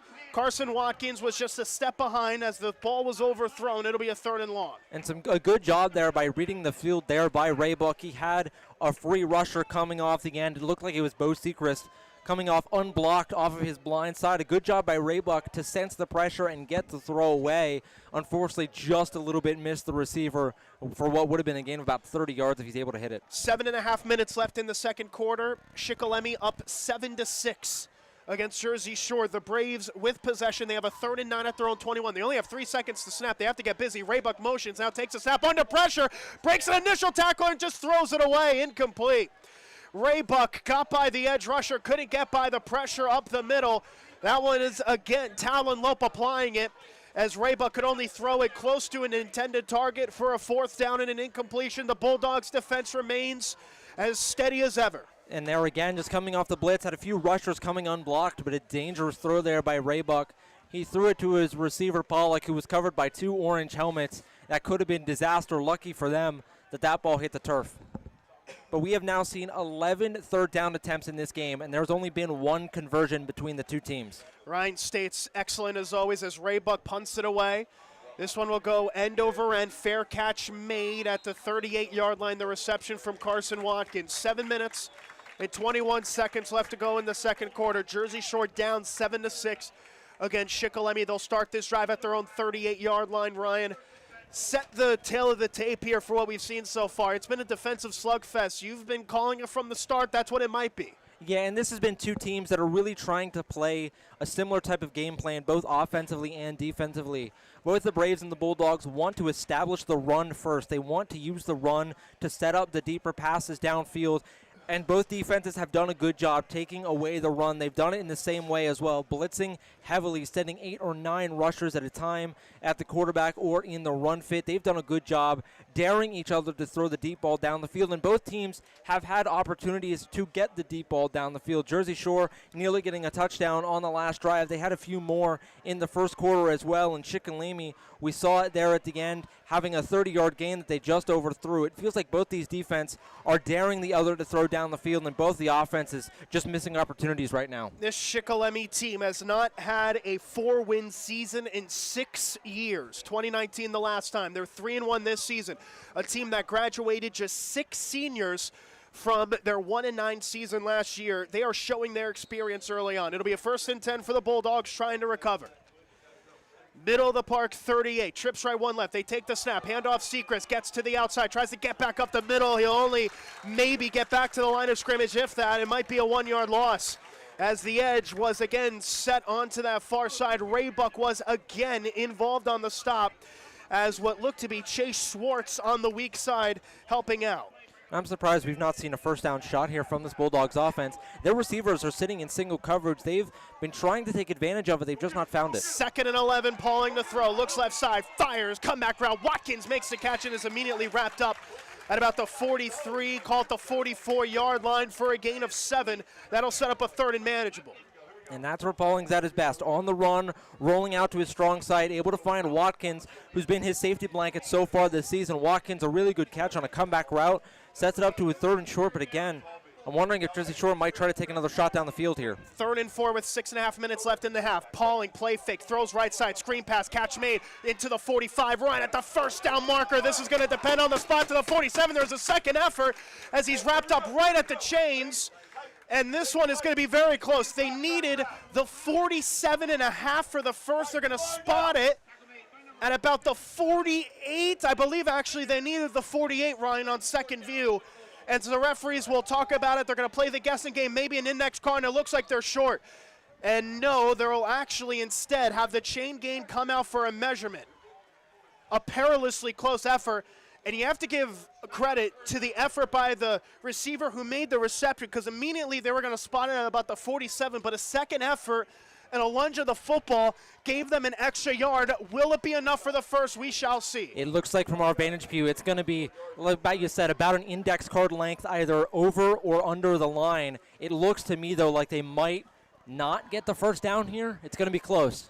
They had to go all the way from the near side to the far side. They spot the ball at the outside numbers, and when they put the stick down, they are short.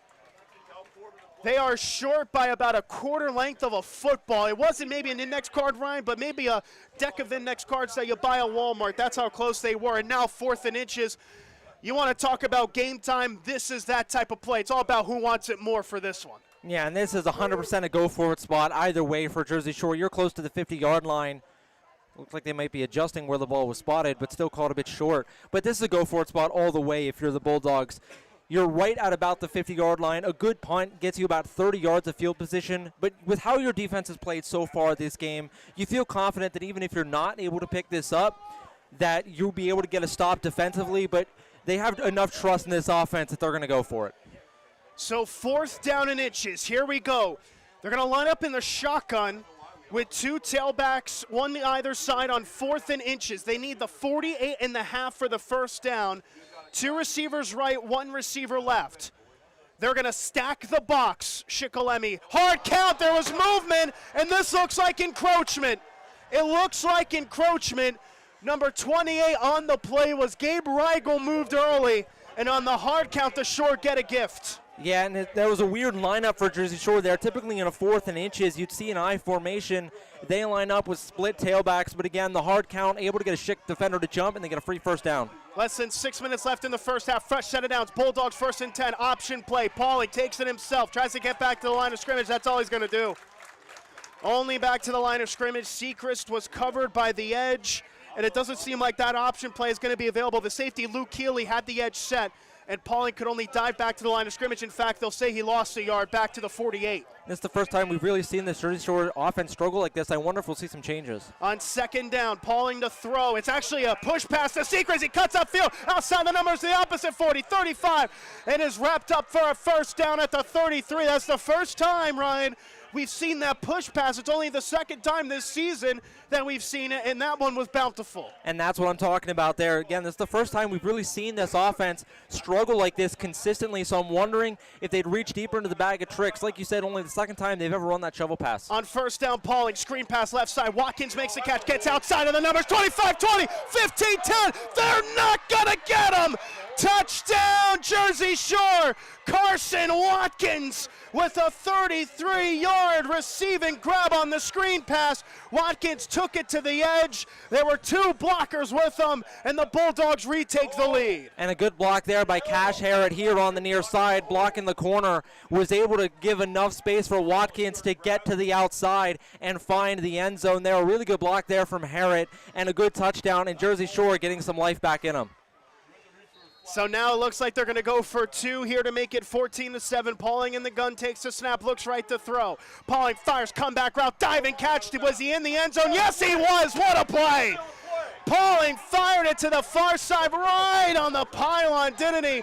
And the receiver with a diving catch right at the goal line to overcome the missed extra point, did he, Ryan? And now it's 14-7 with 5 minutes left. The Bulldogs with a very bountiful drive there, and they needed it. Yeah, they needed that in a big way. It gives this offense some confidence back, and it lets their defense get a little bit of a rest. Shikellamy done a good job keeping their offense on the field and really starting to tire out the Bulldog defense. To their credit, the Bulldog defense didn't really matter too much, did it? But for the Bulldog offense, a really good job there to sustain a drive, get some 3rd down conversions, get a 4th down to draw them off sides to get the first down that way and give their defense a much-needed break. So the Braves up 7-6. At one point, it was a 4th and inches. The Bulldogs converted a 4th down and inches off of an encroachment penalty. And then 2 plays later, they're in the end zone on a 30-plus yard reception from Nolan Pauling to Carson Watkins on the weak side. Watkins with excellent speed outside of the numbers, making the difference there. And now that's Carter Reinhart will send it away from the weak side 40. It's a pooch punt received at the 30 by the up man. He takes it to the 35, bounce up the middle to the 40, breaks the tackle, and will be wrapped up at the 44. Good field position here for Shikellamy as Brody Raybook will come back onto the field. The Braves, their only score came from a 3-yard reception on a play that started at the 3. And now they're looking to go about half the length of the field here, trailing 14-7 against the Dogs with 4:57 left in the half. And that's the one thing we haven't seen yet from this Braves offense is them being able to sustain a drive. We didn't see it from Jersey Shore either until that last drive. Can this Braves offense respond with a sustained drive of their own? They need to find points here with about under 5 minutes left in the quarter. Try to able to find a score. So 1st and 10, they'll start the drive. Shikellamy at their own 44-yard line. Raybuck in the gun, trips left, one right. Raybuck to pass, blitz coming, it's picked up. Raybuck pumps out, fires to the right side, catch is made, a diving reception past the 45 to the 46. There is a flag on the play from the far side as Pollock made the catch for just 2 yards, but now we'll check the flag here. And this is going to be on the offense, and it's going to be a chop block from my view, Ryan. I believe that's what they just called, was a chop block. And that chop block there was on Tristan Smith. Jersey Shore had a free rusher, Luke Thompson, coming off the blind side. Smith was the only blocker left there, was trying to give enough time to his quarterback. He dove at the ground, tried to take Thompson's legs out from under him, and they get a penalty called. Excellent eye there, Ryan, seeing that on the weak side. Thompson came alone. They rushed 5. One was held free. So a 15-yard chop block penalty backs Shikellamy up to their own 29. That's another time that the first play from the scrimmage for Shikellamy has resulted in a penalty. It's the third time so far in this game. First down and 25. The Braves down 14-7 against the Dogs. 4:45 left in the first half and counting. The Braves have 2 timeouts. Jersey Shore has all 3. 10 to snap. Raybuck in the gun. 2 tailbacks and a 3-receiver set. 2 right, 1 left. Raybuck, quarterback Bauer, takes it into the A-gap. Tries to bounce to the weak side, but he doesn't go far.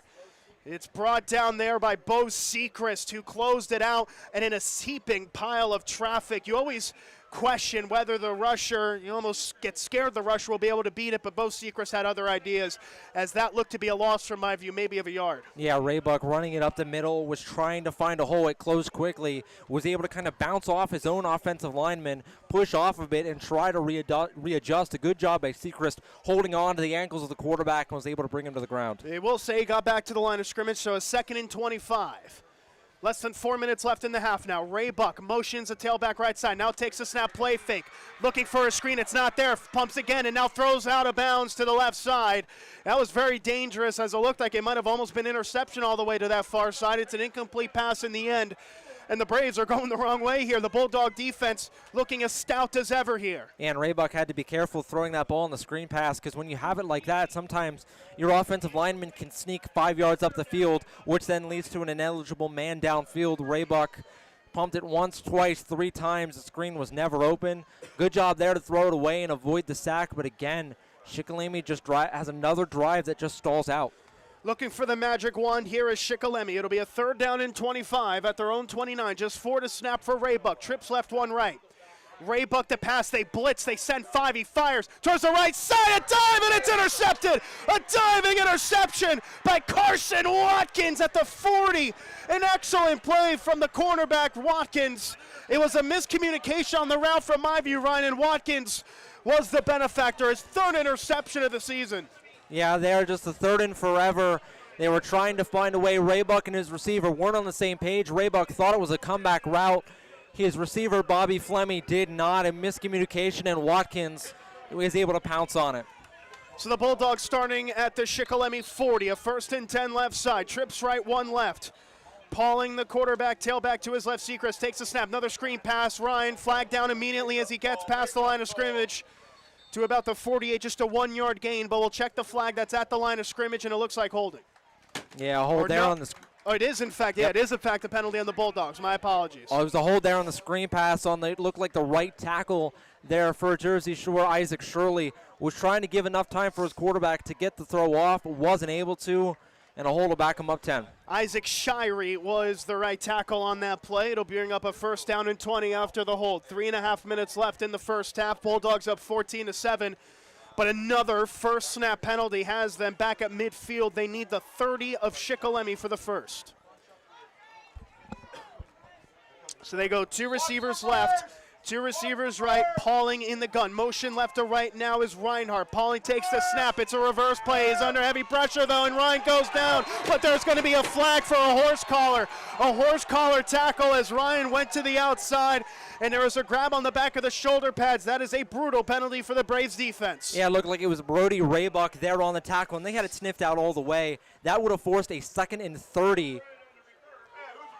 And that is, in fact, the call, as the tackler, you said was Raybuck there, Ryan, grabbed the horse collar of Ryan. And I tell you what, he did not need to do that, because there were 3 other defenders who were railing and able to make the tackle. The head coach is very upset. He thought that it was the side of the shoulder pad that was grabbed.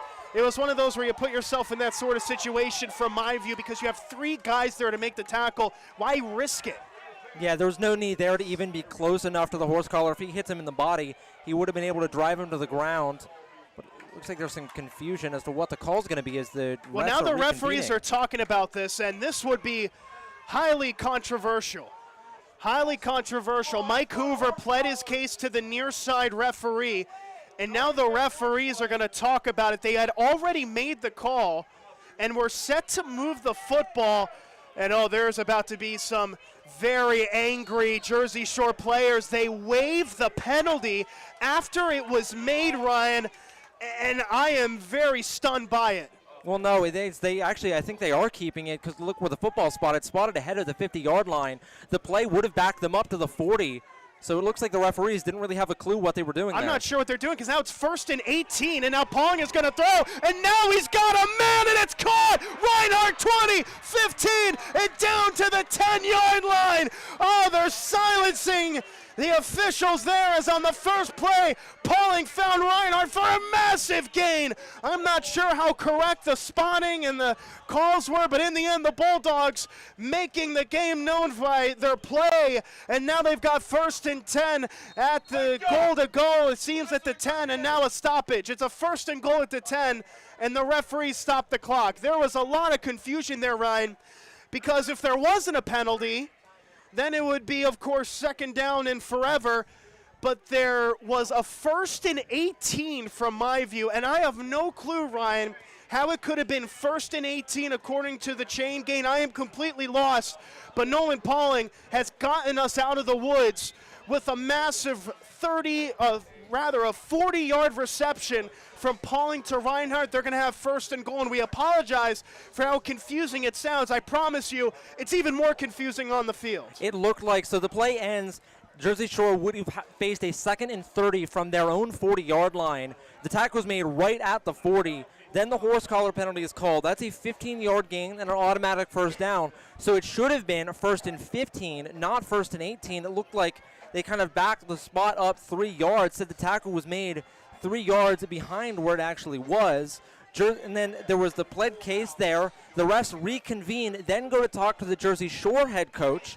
Looked like they might be changing the call, but then they never make it. The whistle blows last second. The snap gets off. Jersey Shore takes advantage and gets a big throw down the field. It seemed like there was a penalty, but they never moved the proper chains where they belong. That's my view. But now 1st and 10, 1st and goal. They hand off Seacrest, and he gets upended at about the 5-yard line, and he had a lot of green grass ahead of him. A lone tackler with a diagonal play towards the weak side, able to prevent a score, but it is a 3-yard gain from Bo Seacrest. And as we have some confusion up here, there's no confusion for the Jersey Shore play callers. This is Bo Seacrest territory all the way. They're going to give him the rock and let him score. They actually do a play fake here on 2nd down. Pauling throws left side, and it's incomplete. A diving attempt was made there by the receiver on the near side. That's the tight end, actually, Luke Thompson. That'll set up a 3rd and 7. It stops the clock with 2:27 left in the first half.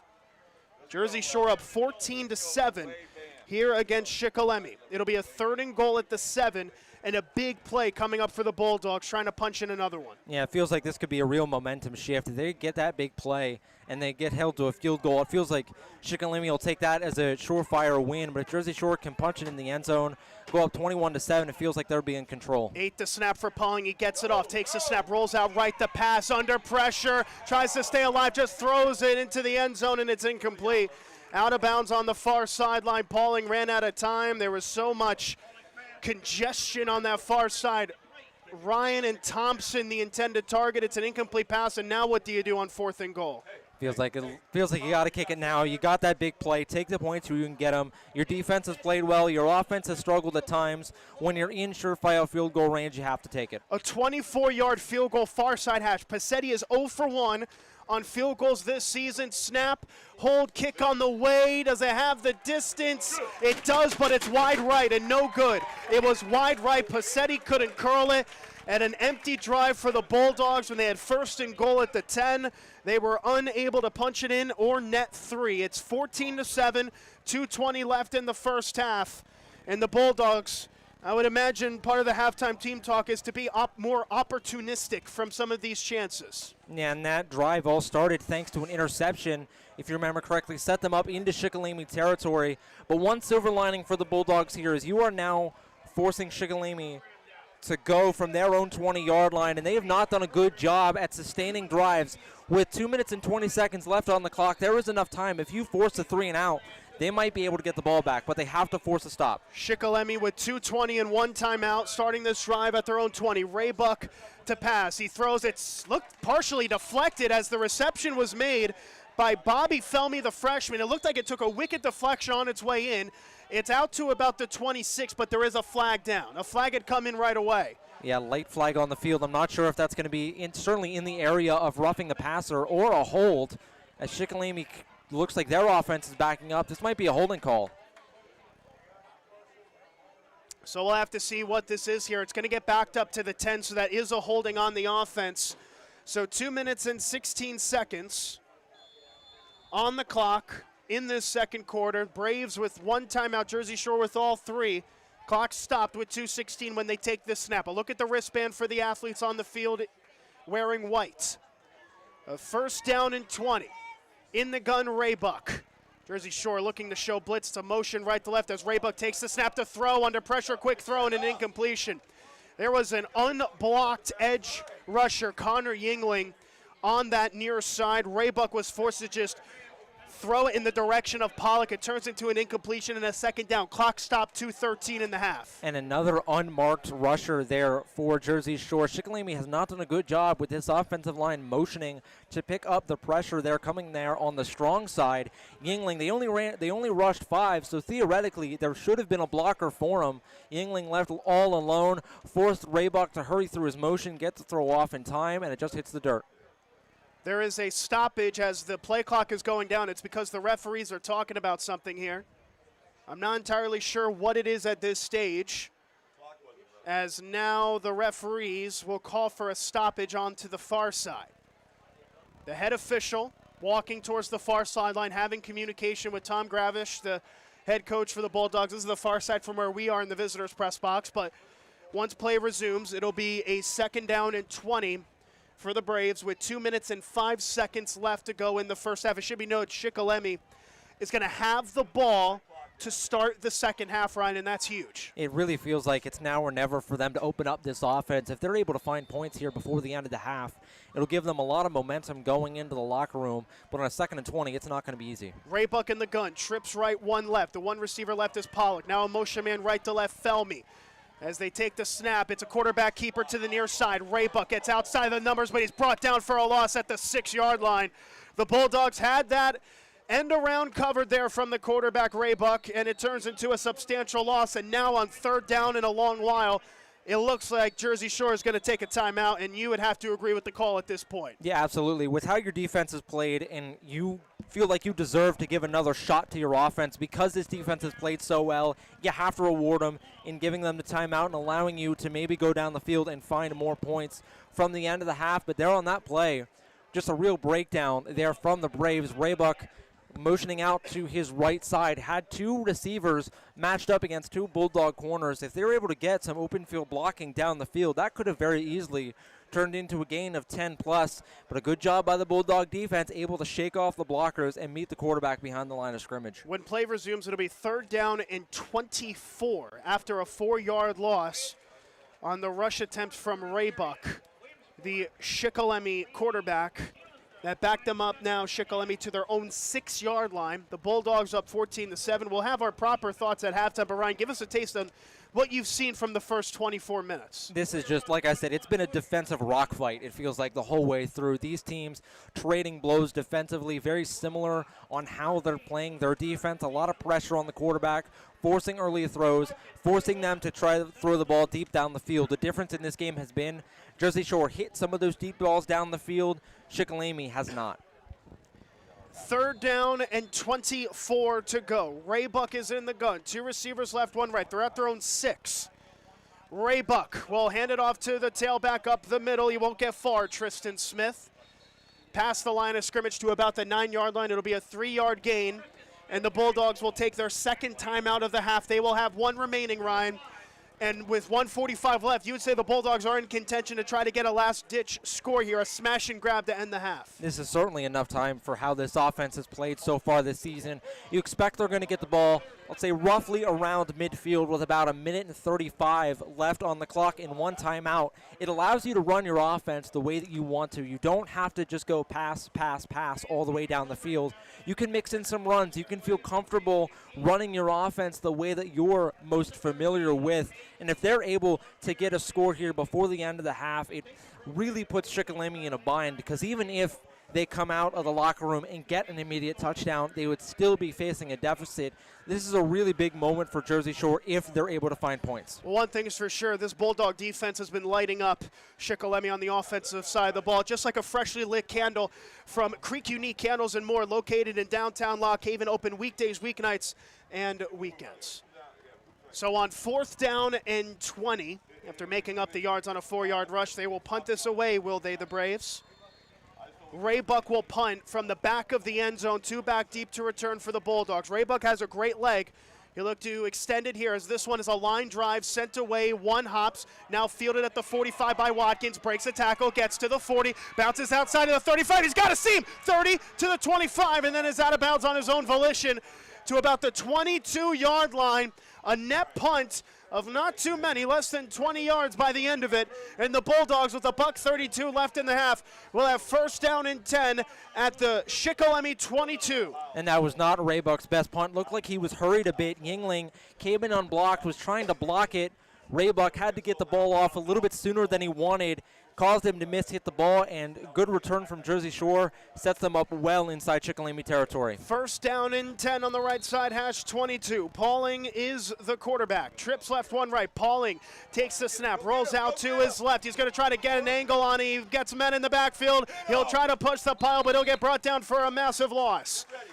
They actually turn into not the worst loss in the world. It does lose 5 from Pauling, as he wasn't able to cut it up the field. There was no targets available forward, and again, Shikellamy putting a lot of pressure on the Bulldogs. And they've done a really good job at forcing Pauling to roll out, but when he does roll out, keeping a man on him. On 2nd and 15, Pauling rolls right to pass, steps up, now fires it deep, looking for the end zone, a diving play, but it's incomplete. It's incomplete. The intended target on the far side looked like Luke Ryan.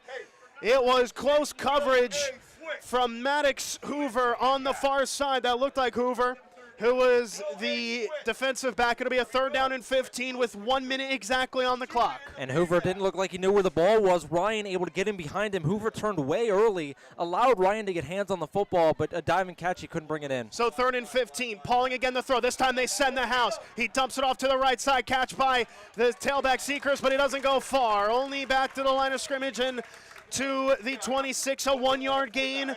It'll be 4th down and 14, and now a decision to be made here. There's about a 12-second difference, shot clock to game clock.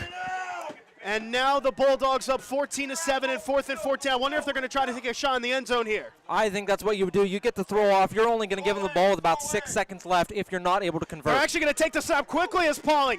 He looks left, now runs out of time, and down he goes in the backfield for a loss. They could have taken that snap with about 15 seconds on the clock. They took it with 30. Pauling went down for a sack, a turnover on downs, and Shikellamy will have the ball with 23 seconds on the clock. That's going to give them time for at least 2 more plays to end the half for the Braves. Into their own 30-ish yard line. They're about their 27 is where they'll mark it. But Shikellamy has been gifted 2 plays here at the end of the half. And just some clock mismanagement there from the Bulldogs. They want to take that snap as late as they can, take it with about 12 seconds left on the clock, hurl the ball up to the end zone, so that way even if it is incomplete, it only gives Shikellamy 1 play with about 6 seconds left. Now with 22 seconds and 1 timeout, they have time, if they're able to find a seam down the field, to maybe get into field goal range. Instead, it looks like they won't take the risk. It'll just be a kneel down. The Braves' defense has been a real storyline in this first half. They led at 1.7-6. Jersey Shore had an excellent drive down the field, though, to make it 14-7, and that is going to be the score at halftime. Here at Thompson Street Stadium, it's Jersey Shore 14, Shikellamy 7. A lot of back and forths, but in the end, not a lot of points. The Bulldogs with more opportunities at the halftime whistle, but are only up 1 score going into the locker room. Yeah, and it's been a real defensive game for both teams. They're doing a really good job sending pressure at the quarterbacks, forcing them to miss throws, forcing the run game to go backwards large chunk of the time. But really, the key stat for me in this game is when you look at third downs, Jersey Shore right now, 9 attempts on third down, only 1 conversion. Shikellamy, 7 attempts on third down, 0 conversions so far. It has been a defensive battle. Maybe not the game that we were expecting to see with how these two teams have lit up the scoreboard in their most recent games. We're maybe expecting a little bit more of an offensive shootout, but instead we've got a good old-fashioned brawl. Well, you said 2 drives into the game that this resembled a rock fight. That has not changed as both teams go into the halftime locker room. Once again, it's Jersey Shore 14, Shikellamy 7. You're tuned in to Jersey Shore football on the Bear Country Sports Network.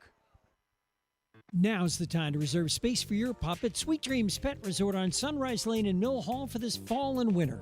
Individual indoor suites for your best friend featuring raised dog beds, grooming on site, air conditioning, radiant heat, and an outdoor playground. Take advantage of weekday doggy daycare, 570-377-0340. Fully licensed and insured, fully staffed with on-site security at all times. Online at sweetdreamspetresort.com and on Facebook. Sweet Dreams Pet Resort, where we treat your dog like family. It seems like there's an automotive parts store on every corner, and they all probably have the part or product you need. But do they know what you need? And do they know they have it? For automotive parts and knowledge, come to the automotive parts store that has automotive experience, Napa Auto Parts. The staff at Napa Auto Parts has the experience to answer your questions and make sure you get what you need. Napa Auto Parts, Hogan Boulevard, Mill Hall, and Bridge Street, Jersey Shore. Napa Auto Parts, Central PA's trusted source for automotive parts and knowledge for generations. A proud supporter of the Jersey Shore Bulldogs, TLC Fuels is a family-owned local business. Established in 1998, TLC Fuels serves residential, farm, and commercial customers from their Jersey Shore location just off of Route 220 at the Pine Creek exit. From fuel oil to diesel fuel and gasoline, TLC Fuels has thrived on a consistent dedication to you and your family. Call 570-753-5722 today. Think about the last time you thanked yourself for something. Maybe it was that me time you took last Tuesday, or finally learning Italian. Want to do something you'll really thank yourself for later? Start creating a plan for your financial goals today. State Farm agent Jason Eberhardt is here in Jersey Shore to help you build a plan that will set you up for success. The earlier you start planning your goals, the better off you'll be. Call State Farm agent Jason Eberhardt today, 570-865-5191. Then, thank yourself later. Like a good neighbor, State Farm is there. B.A. Meixel for local residential and commercial electrical contracting. With over 15 years serving central Pennsylvania, B.A. Meixel has built up relationships with hundreds of home and business owners in Jersey Shore and beyond. Trust B.A. Meixel's trained electricians for all of your needs. Take advantage of their industry-leading guarantees. Call 570-398-7837 today to find out more. B.A. Meixel Electric, proud supporter of Jersey Shore sports. WQBR 99.9 FM. Welcome, Creek Unique Candles and More and Tightrope Films to Lock Haven. Located at 20 Bellefonte Avenue, featuring handmade candles plus everything from dog treats to 3D printed vases. All handmade products. And Tightrope Films, where Thomas Fleming looks to give your wedding or other special event a special look. Content for clients at an affordable price.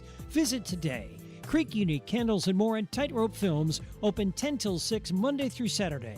570-244-6882. Find them on Facebook. It seems like the cost of everything is on the rise, but Erie Insurance can help make sure your auto insurance premium isn't one of them. Avoid rate increases with Erie Rate Lock. Even if you have a claim, your rates won't go up until you change your car, driver, or address. Your local Erie agent is Brigandy, Gleghorn, and Hafley. Get a quote today. Erie Rate Lock is not available in all states. Other conditions and limitations at erieinsurance.com. Go to erieinsurance.com for company licensure and product details. Always supporting the Jersey Shore Bulldogs, it's the Twilight Diner in Loganton, open 7 days and featuring a full menu, breakfast, lunch, and dinner, and daily specials. So good, people ask for their food by name, and they bring that great taste on the road with the Twilight Diner on wheels. And now at this area's newest venue for weddings, reunions, and gatherings, Miller's Barn in Tylersville. Hold your next event in the middle of Amish country. Twilight Diner, 603 North Mill Street, Loganton. 570-725-3911 for takeout. Fred Ham Disposal has proudly served the community with residential and commercial trash removal for the last 55 years. They're a family-owned company that cares about the environment and their customers, providing extensive trash removal and recycling options.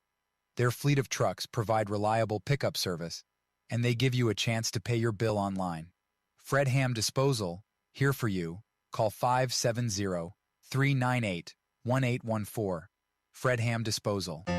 Get ready to hit the road with these great trips in October through Susquehanna Trailways. On the 2nd, it's Fall Holiday Mystery. The 4th, the Rail to Trails Bike Ride. On the 5th, the DC National Zoo. The 15th, Lehigh Gorge Train Ride. And on the 19th, Boo at the Philadelphia Zoo. Call Susquehanna Trailways, 570-322-5361, weekdays between 8 and 4. Check the Trailways Facebook page and website for more info. Hit the road with Susquehanna Trailways. Bear Country 99.9 FM. Halftime at Thompson Street Stadium. A close one, a bit of a nail-biter, some would say. A defensive-minded game at halftime. It is Jersey Shore 14, Shikellamy 7. Once again, alongside Tom Fleming on camera, Ryan States on color. I'm Nicolas Severini. We're live here from Jersey Shore, Pennsylvania. Ryan, a look at a nip and tuck first half in terms of scoring, but one that still has the Bulldogs up. There's not been many scoring plays to go over, only 3. We'll start with the first play of the game. Bo Sechrist, not even 15 seconds into the game, takes a 73-yard rushing touchdown to the house.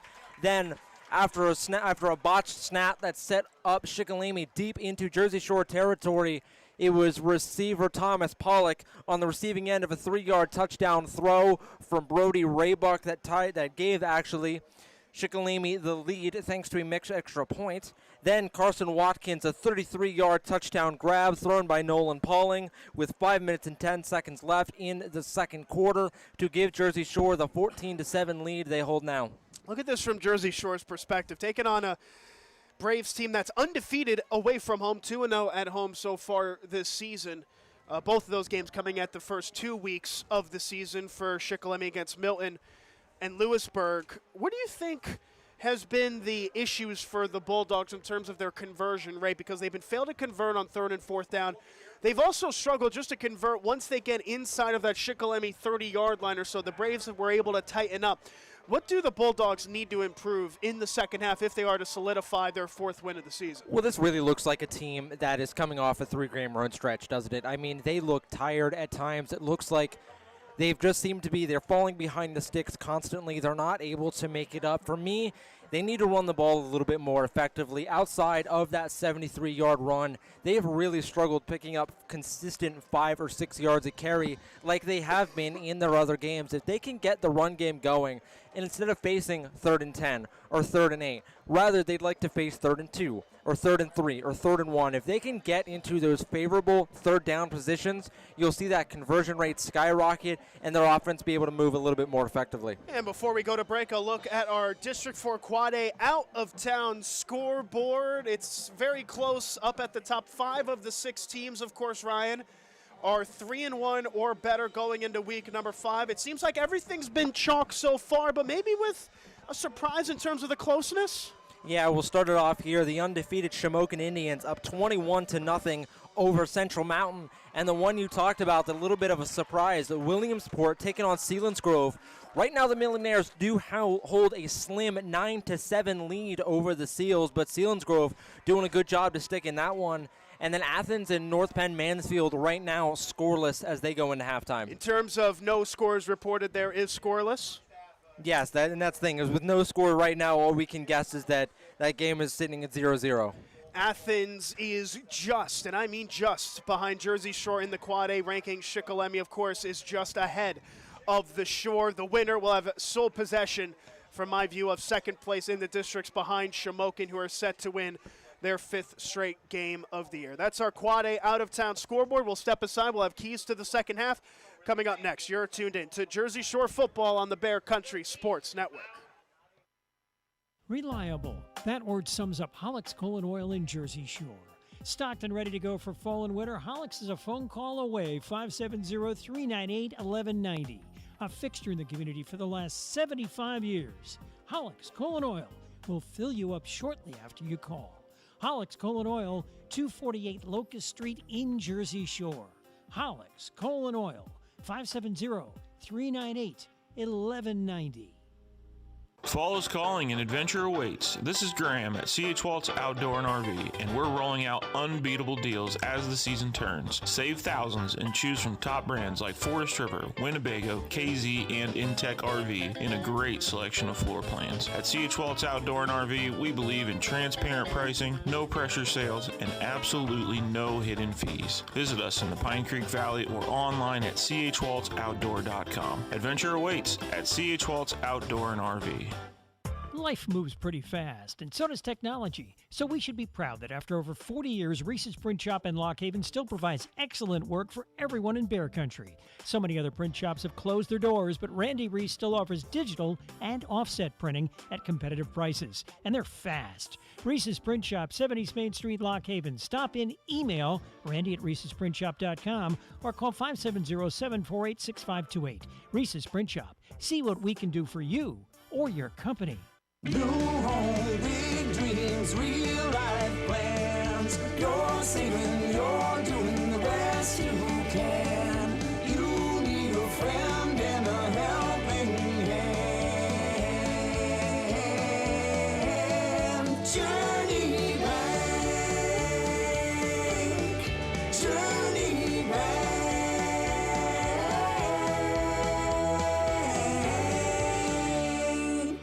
Since 1925, Erie Insurance has been providing protection. Auto, home, life, business, and flood insurance. Annuities, too. Get a great price and the service you expect from your local Erie agent, Fager Insurance Agency in Lock Haven, serving the area for the last 57 years. Find out why over 90% of Erie Insurance customers renew year after year.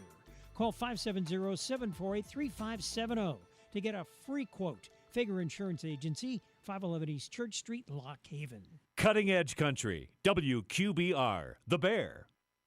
Charles Construction is a full-service site development contractor performing all phases of residential and commercial work. Excavation, foundations, sewer, water, and underground utility installation. Paving, too, also working with the natural gas industry. Community-oriented, Charles Construction supports the Jersey Shore Bulldogs. Call today, 570-753-3595, located in Avis at 858 East Central Avenue. Charles Construction, serving the community for the last 54 years. You owe it to yourself to come into Kleiny's Home Furnishings, Route 150 between Woolrich and Avis, and find out for yourself why generations of happy customers keep coming back, keep coming home to Kleiny's. Quality, value, service, selection. And Kleiny's offers free delivery and 6 months same as cash. Right. That's why it keeps our family coming back, coming home to Kleiny's. Online at kleiny'sfurniture.com. From mowing to harvesting and taking care of snow, Donner Equipment just south of Mill Hall on Route 64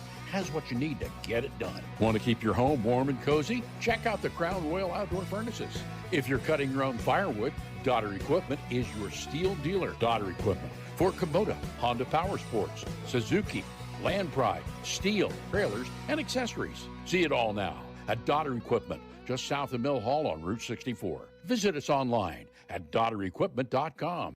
Hey, it's Giveaway Jade from Alexander Kia, 933 Broad Street, Montoursville. August was a great new car month. We exceeded Kia's objective, which is great news. But now I have over 100 pre-owned vehicles in stock, serviced and ready for immediate delivery.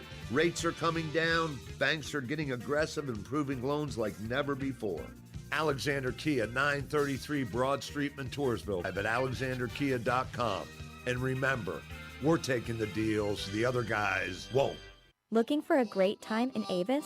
Head to Mother Carol's Midtown Bar, the friendliest place in town. Grab a cold beer or malt beverage, soak in the good vibes, and meet the amazing bartenders and friendly crowd. Challenge your friends to PA skill games or shoot some pool. And yes, smoking is permitted. Family owned for 49 years, you'll find us at 111 West Central Avenue in Avis.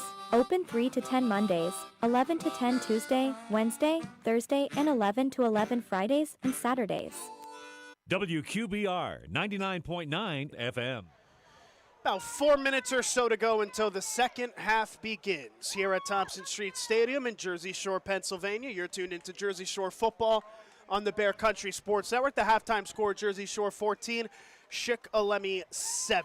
And in the previous years, Dave and Karen Strand have led a fundraiser, thanks to the excellent support of the viewers tuning in, to donate helmet caps for both Keystone Central School District and Jersey Shore School District. Helmets were delivered to the high schools of both Central Mountain and Jersey Shore, and now this year we turn to the middle school of Jersey Shore to donate helmet caps. The fundraiser will begin in the winter/spring, so keep an update for that. Ryan, before we get into one last break, your thoughts going into the second half. What are the keys? I think the big thing is whatever team makes the adjustment on the offensive side of the ball. Both these teams have had the deep ball down the field. Shikellamy not tried to take those shots down the field. Jersey Shore has, to middling success, you would say, so far. So to me, it's whichever offense decides to go away from the run game and try to go to the deep passing game a little bit more is the one that's going to be able to break this game open. The second half is coming up next. You're tuned in to Jersey Shore football on the Bear Country Sports Network. Now's the time to reserve space for your pup at Sweet Dreams Pet Resort on Sunrise Lane in Mill Hall for this fall and winter. Individual indoor suites for your best friend featuring raised dog beds, grooming on site, air conditioning, radiant heat, and an outdoor playground. Take advantage of weekday doggy daycare, 570-377-0340. Fully licensed and insured, fully staffed with on-site security at all times. Online at sweetdreamspetresort.com and on Facebook. Sweet Dreams Pet Resort, where we treat your dog like family. It seems like there's an automotive parts store on every corner, and they all probably have the part or product you need. But do they know what you need? And do they know they have it? For automotive parts and knowledge, come to the automotive parts store that has automotive experience, Napa Auto Parts. The staff at Napa Auto Parts has the experience to answer your questions and make sure you get what you need. Napa Auto Parts, Hogan Boulevard, Mill Hall, and Bridge Street, Jersey Shore. Napa Auto Parts, Central PA's trusted source for automotive parts and knowledge for generations. A proud supporter of the Jersey Shore Bulldogs, TLC Fuels is a family-owned local business. Established in 1998, TLC Fuels serves residential, farm, and commercial customers from their Jersey Shore location just off of Route 220 at the Pine Creek exit. From fuel oil to diesel fuel and gasoline, TLC Fuels has thrived on a consistent dedication to you and your family. Call 570-753-5722 today. Think about the last time you thanked yourself for something. Maybe it was that me time you took last Tuesday, or finally learning Italian. Want to do something you'll really thank yourself for later? Start creating a plan for your financial goals today. State Farm agent Jason Eberhardt is here in Jersey Shore to help you build a plan that will set you up for success. The earlier you start planning your goals, the better off you'll be. Call State Farm agent Jason Eberhardt today, 570-865-5191. Then, thank yourself later. Like a good neighbor, State Farm is there. B.A. Meixel for local residential and commercial electrical contracting. With over 15 years serving central Pennsylvania, B.A. Meixel has built up relationships with hundreds of home and business owners in Jersey Shore and beyond.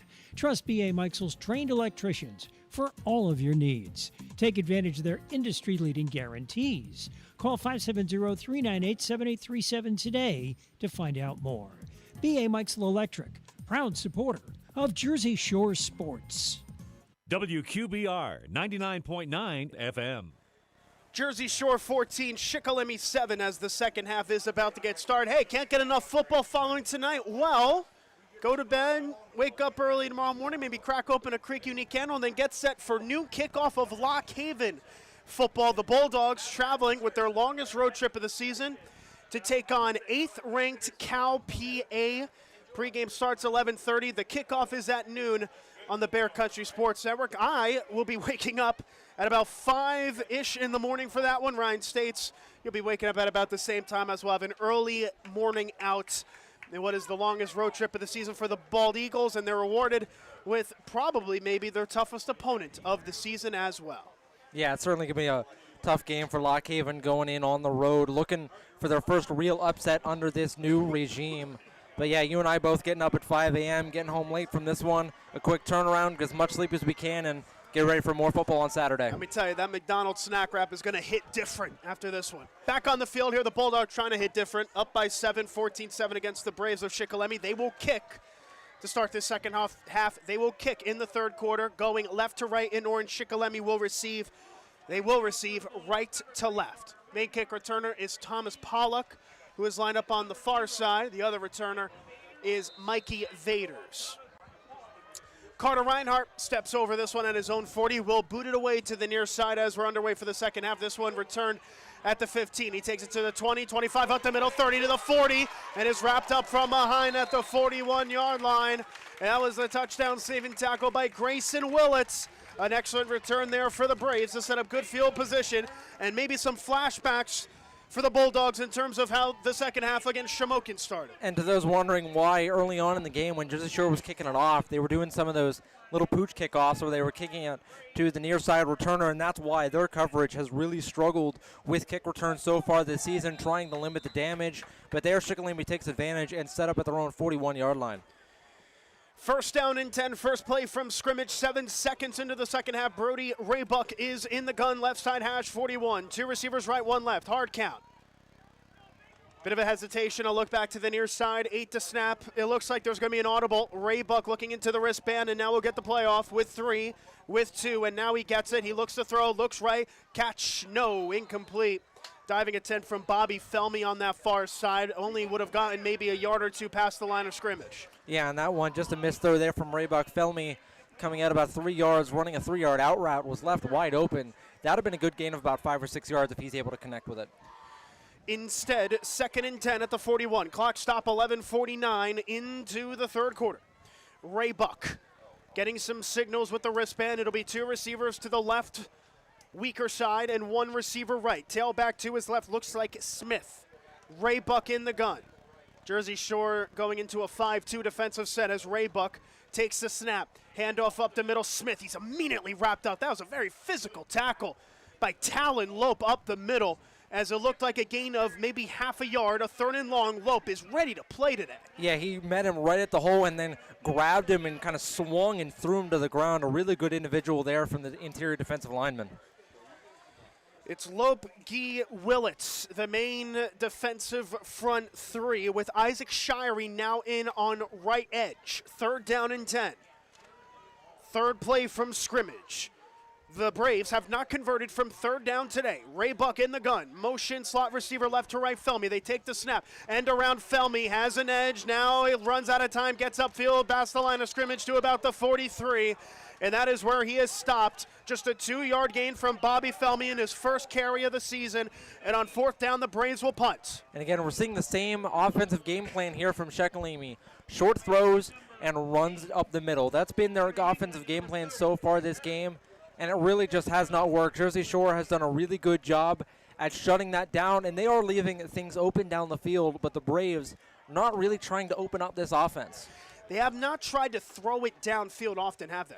No, they have not. Maybe 1 or 2 attempts so far this game, but again, they're really just kind of sticking to what they're comfortable with. Raybuck to punt, hesitates, now sends it away end over end, a looping punt that comes off the shoulder pad of the return man, Ryan. He picks it up, Reinhardt picks it up, tries to take it forward, and will get a yard, maybe 2, before going down to the grass. Heart and mouth moment there for Carter Reinhardt as it bounced off of his shoulder pad. It took a favorable bounce in front of him. He picked it up, got a yard, and was wrapped up at the 27. Yeah, Reinhardt there looked like initially he was going to try to field it, then thought better of it. It was kind of a knuckling kick, so a bit of an awkward one to catch. Reinhardt tried to just stay away from it, let it bounce how it may. The ball just happened to bounce right back into him, almost hit him right in the center of the chest there, but a good job by Reinhardt, able to quickly recover and fall on it. Now a fresh set of downs, 1st and 10 on the right side, 27. Pauling in the gun takes the snap. Handoff to the weak side is Sechrist. Gets up past the line of scrimmage, but not much else from it. Maybe a yard as Sechrist was immediately wrapped up. This middle defensive tier for Shikellamy has really made a difference in that first half, as Sechrist only got 1 on that carry. Yeah, and you saw the adjustment that they've made since that first big run from Sechrist. They've done a good job tackling in space. And now Pauling to throw left side. Catch made on the screen. He's got space. 30 to the 35. Stiff arms a man as Watkins to the 40. He runs over another and is across midfield down to the 45 and is out of bounds at the Shikellamy 44. Watkins had stiff-armed the man like he gave him a bad dish and was able to turn it up outside the numbers and into the Braves territory. What an individual play. And another show there of Jersey Shore just running that short little receiver screen pass and getting some good blocking upfield that leads to a big gain. Another big gain on a screen pass. It'll be 1st and 10 at the Braves 42. Left side hash. Pauling takes the snap. Inside handoff. Heron. He's got space. He's through. 35. Breaks the tackle to the 30. 25. It'll be wrapped up at the 20. A flag is down. A flag is down in the open field where that tackle is made. Ryan, you're signaling for face mask. It's a first down for Heron. Inside of the 30. Inside of the 20 nearly. But now a flag. Not sure what that call is going to be, but it certainly looked like the Shikellamy defender had his hand up near the head area. I saw a little bit of what looked like a jerk from the helmet. Typically, that would signal face mask. That is going to be a call, a defensive penalty on Shikellamy. The question is what exactly it will be when they move the ball up. It looks to go beyond 5 yards out to the Shikellamy 11. Yep, they call it a face mask there, and because it happened right at the end of the play, they move it half the distance to the goal. So a 1st down and 10, and they bring the chains down. It's at the 10. They go an option play, and the ball is loose. Seacrest couldn't get it. They dive on top of it, and the Braves have it. It was a bad pitch that Seacrest wasn't able to get on top of, and the Braves with a massive lifeline here. It's a turnover on the mishap of the pitch. It was Corbin Stahl that dove on top of it for the Braves. And another cataclysmic mistake as the Bulldogs continue to struggle inside of the red zone. And we saw it on the play previous to that on what ended up being a big gain with Heron Seacrest in the backfield. It looked like Pauling kind of fumbled a bit of where the ball was going to go, was able to recover it and get a clean handoff. There, the same thing, just went for the pitch. The ball was well behind him. Seacrest kind of had to adjust to it. Almost was able to knock it back into his own hands. Wasn't able to find the football. Dove on the ground. Couldn't locate it again. Shikellamy is a good second effort to get the fumble recovery. And now the question persists. How many mistakes can the Bulldogs afford to make now? Raybuck in the gun at his own 12. 1st and 10.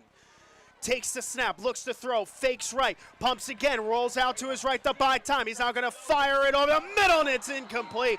Diving intervention by Carson Watkins, as Pollock was the intended target on the comeback. Watkins thought better. And Watkins, a really good job there when that was kind of a scramble drill there from Raybuck, running around, able to get the throw off last second. A really good job there by Watkins to not make contact with the receiver before the ball was in his hands. He was able to get his hand in there last second, knock it away. A good job not only to break up the pass, but also avoid what could have been a very costly pass interference call. 9 minutes on the clock in the third quarter. Bulldogs up 14-7. Shikellamy, a 2nd and 10 at their own 12 and 5 to snap when they break the huddle. Raybuck in the gun. 2 to snap. They get it off. It'll be a handoff up the middle. He's got space up the middle to the 15. And will be wrestled down right at the 20-yard line to the 21 for a 9-yard gain as the freshman Tristan Smith. A 3rd and short coming. And that's the biggest run of the game so far Shikellamy's had for the first time, finding some space up the middle. Did a good job there with their interior to create a lane to run. On 3rd down and short, Raybuck in the gun. 2 right, 1 left. Raybuck takes the snap, play fake. Quarterback tries to take it himself, cuts up field, gets to the line of scrimmage. I'm not sure if he got much else. Heavy hit there from Raybuck as he's brought down at the line of scrimmage. He's short. He's short. It's 4th and inches, and a big decision for the Braves. You're at your own 20, and they simply can't afford to go for it. The punting unit comes out. Yeah, with how this Jersey Shore defense has played and with how your own defense has played, you feel comfortable enough that your defense is going to be able to get the ball back, but if you go for it and you don't get it, you're again setting Jersey Shore up in your own territory. They've already had it a few times this game. They've struggled to capitalize on it, but you cannot give them more chances. This is the correct call here to punt it away. And watch out, Raybuck is the quarterback. 4th and inches, it's a high snap, but now a flag comes in before it.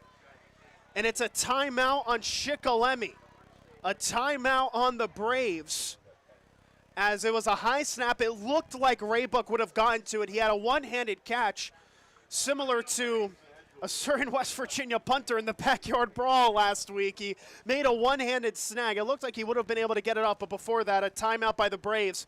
And another timeout on a special teams play for Shikellamy in this game. That's their first of the half. And it's their second timeout that they've had to burn, like you mentioned, on a special teams play. But you've really got to give Brody Raybuck a lot of credit on these punts, because that's the 3rd or 4th time that he's had a snap nearly go over his head, and he was able to stick a hand up there, bring it down, and like you said, he would have been able, I think, to cleanly get that punt away. He's been really impressive with his reaction to those, because we saw what happened with Jersey Shore. They had one high snap, went over the punter's head, led to what would have been, or led to later a touchdown. A good job from Jersey Shore, or from Shikellamy, to avoid disaster now 3 times. They have all been high, haven't they? Yeah, and it's just been some weird snaps here from Shikellamy so far. It should be noted, Raybuck is the punter, and the one up man to block is Bobby Fleming, a starting receiver. This time the snap is good, and this will be sent away. An end-over-end kick, one hopped, and will be left by the return man inside of the 40 to the 35 and brought down at the 32-yard line. They probably could have afforded a couple more yards, and it seems like the Braves coaching staff is not happy with the fact that it was picked up so quickly again. That's the second time it's happened. Tristan Smith grabbed it. Yeah, the first time they costed themselves maybe backing up Jersey Shore inside their own 10-yard line. There, that ball would have bounded in probably near closer to the 25-yard line. It gets stopped a little bit sooner.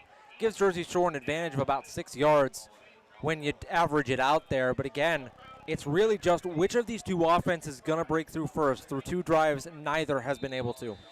So now 1st and 10, the Bulldog drive starts at their own 33. Pauling in the gun takes a snap, handoff, Harrod up the middle, gets to the 35, out to the 40. That's where he'll be wrapped up right at the 40-yard line marker, a gain of 7 from my count. One of the best carries that Harrod has had today. Both of his biggest carries have come in this second half. Raybuck and Bender on the stop. And we've not seen a lot of Harrod in this game so far. Quick snap again. This time Secrets gets up the middle. There's a flag. He's cross midfield and he's loose. 40, 30, 25, 20, 15, 10, 5. Touchdown, Jersey Shore.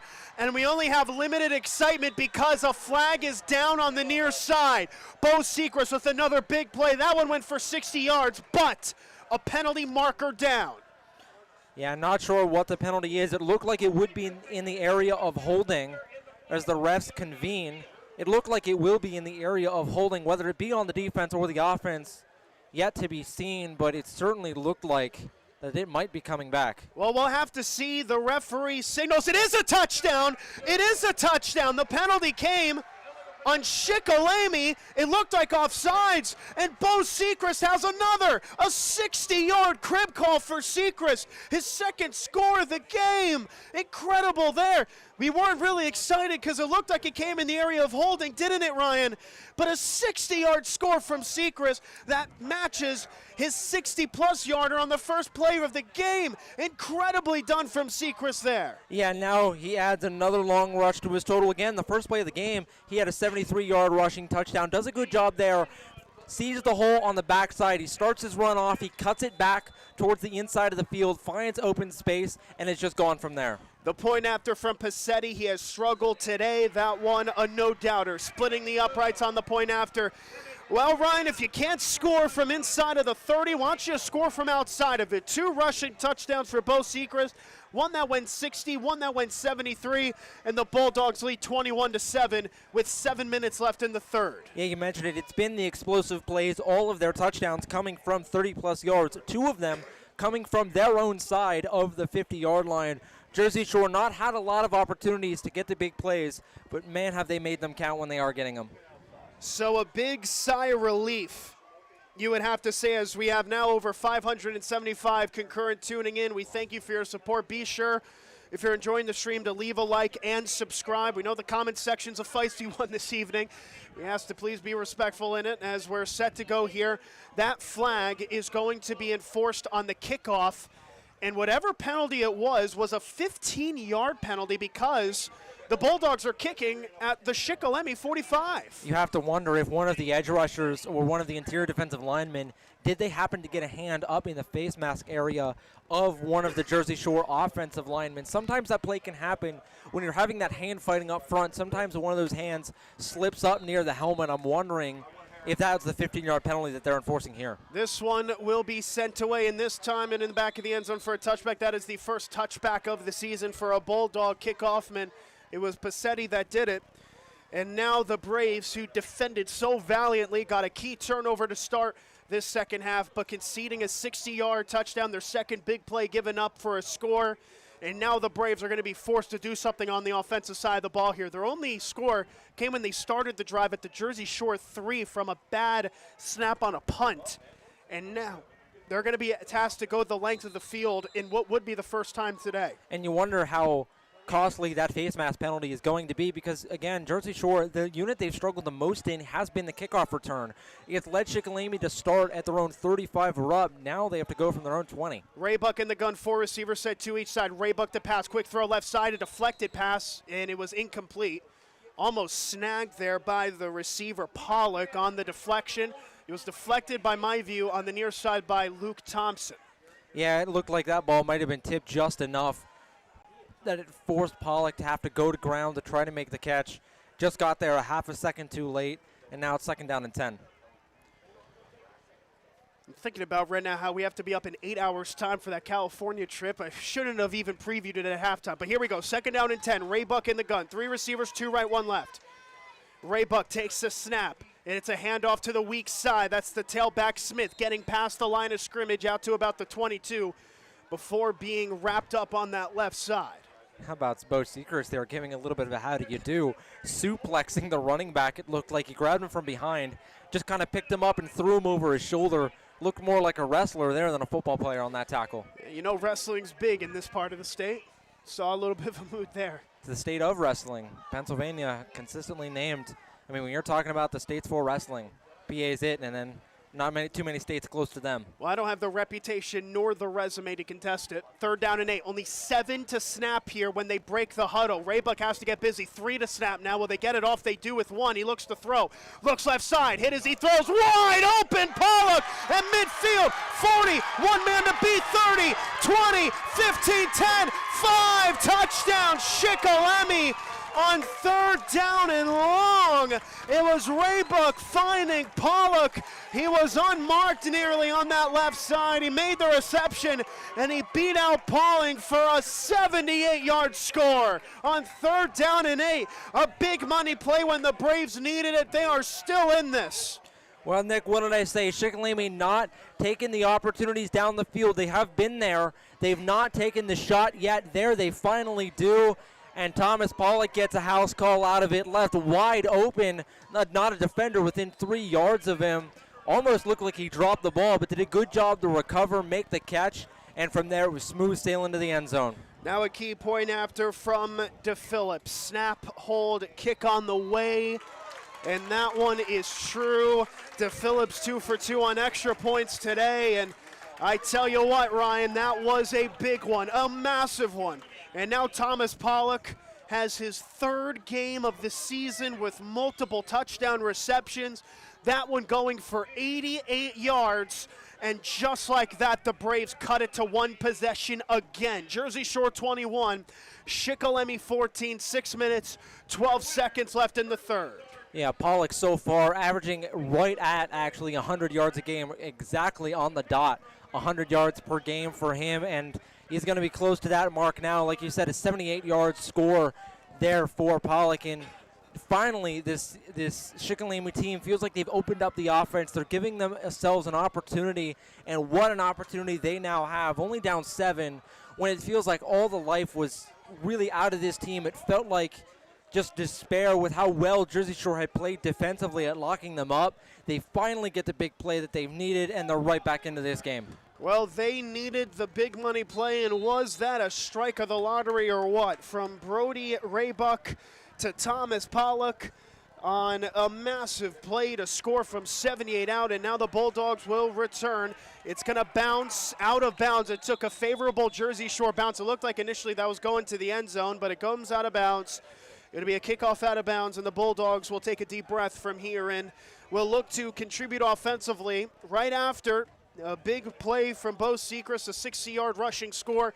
It seems like these 2 teams, they only know how to score from the big plays. Yeah, we've seen the explosive play now from Jersey Shore and from Shikellamy.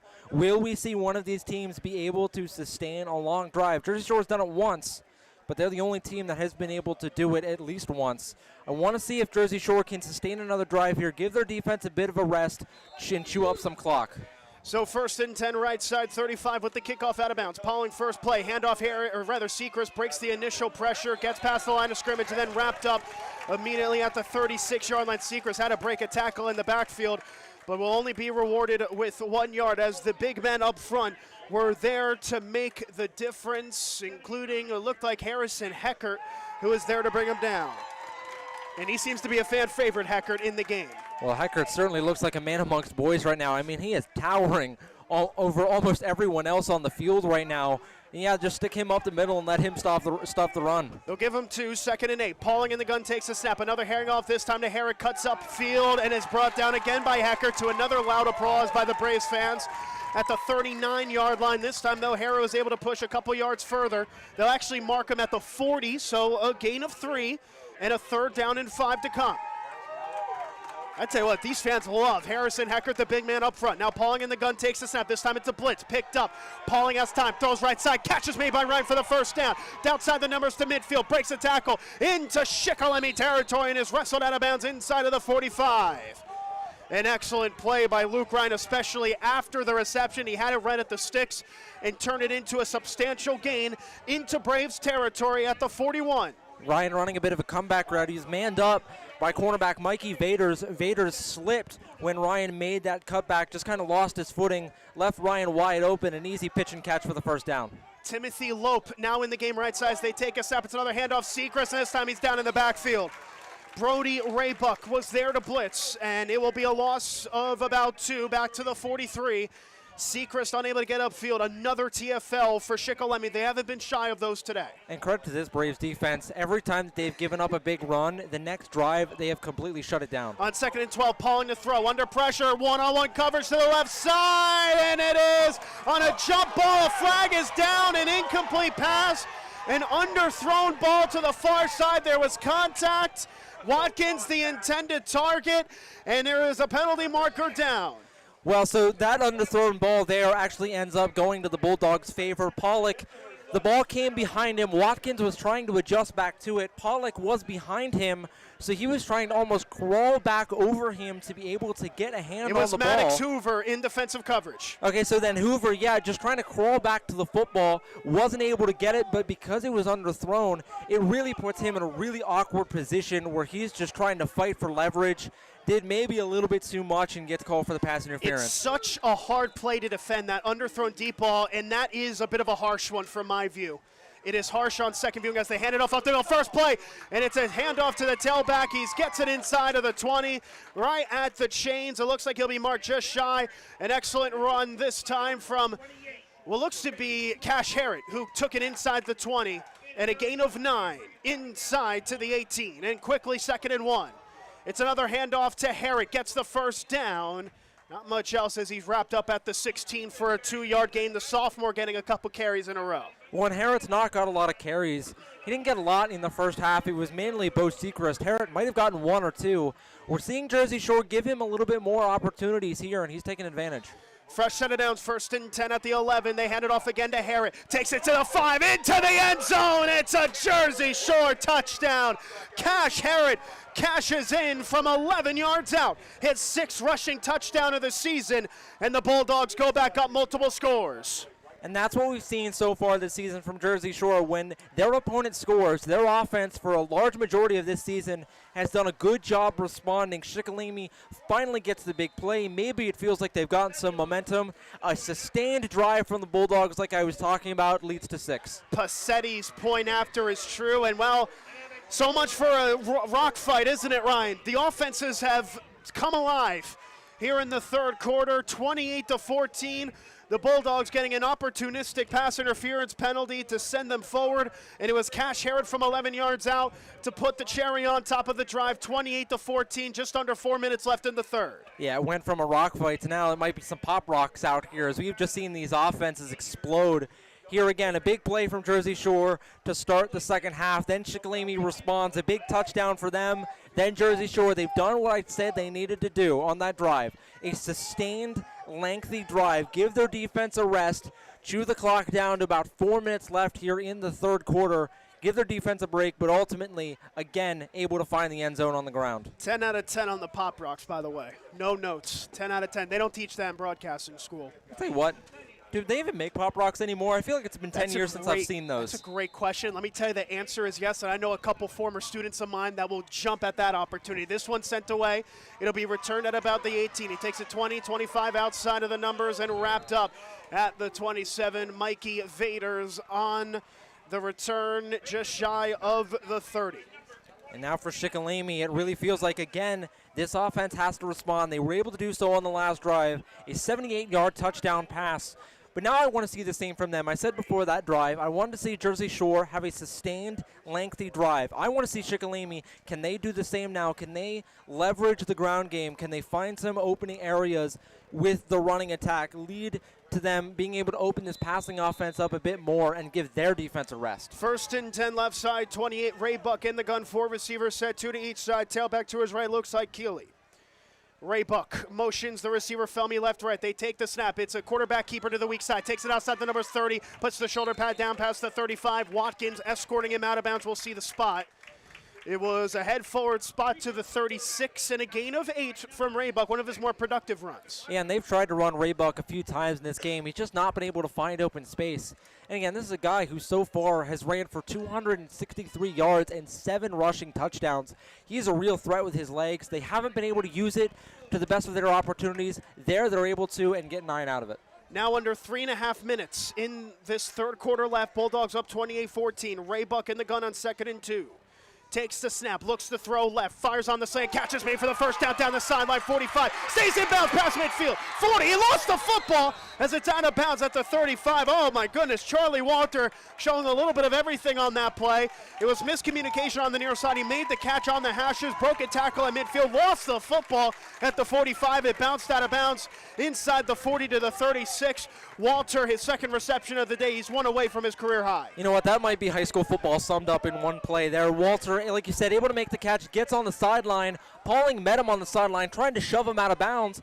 Looked like he kind of backed off, expecting Walter to run out of bounds. Walter, a good job to stay on his feet, run up the field, like he said, a near disaster, lost the football, goes out of bounds, though, and they keep possession. At the Jersey Shore 36, 1st and 10. Ray Buck in the gun, takes the snap, looks to throw. 5-man rush, he's under pressure, evades the tackle, and now down he goes to the 40. Luke Thompson was there to clean it up. Cash Harrod got to it first, and a loss of 4 on the sack. And Harrod able there to grab the ankles. Thompson just able to finish it off.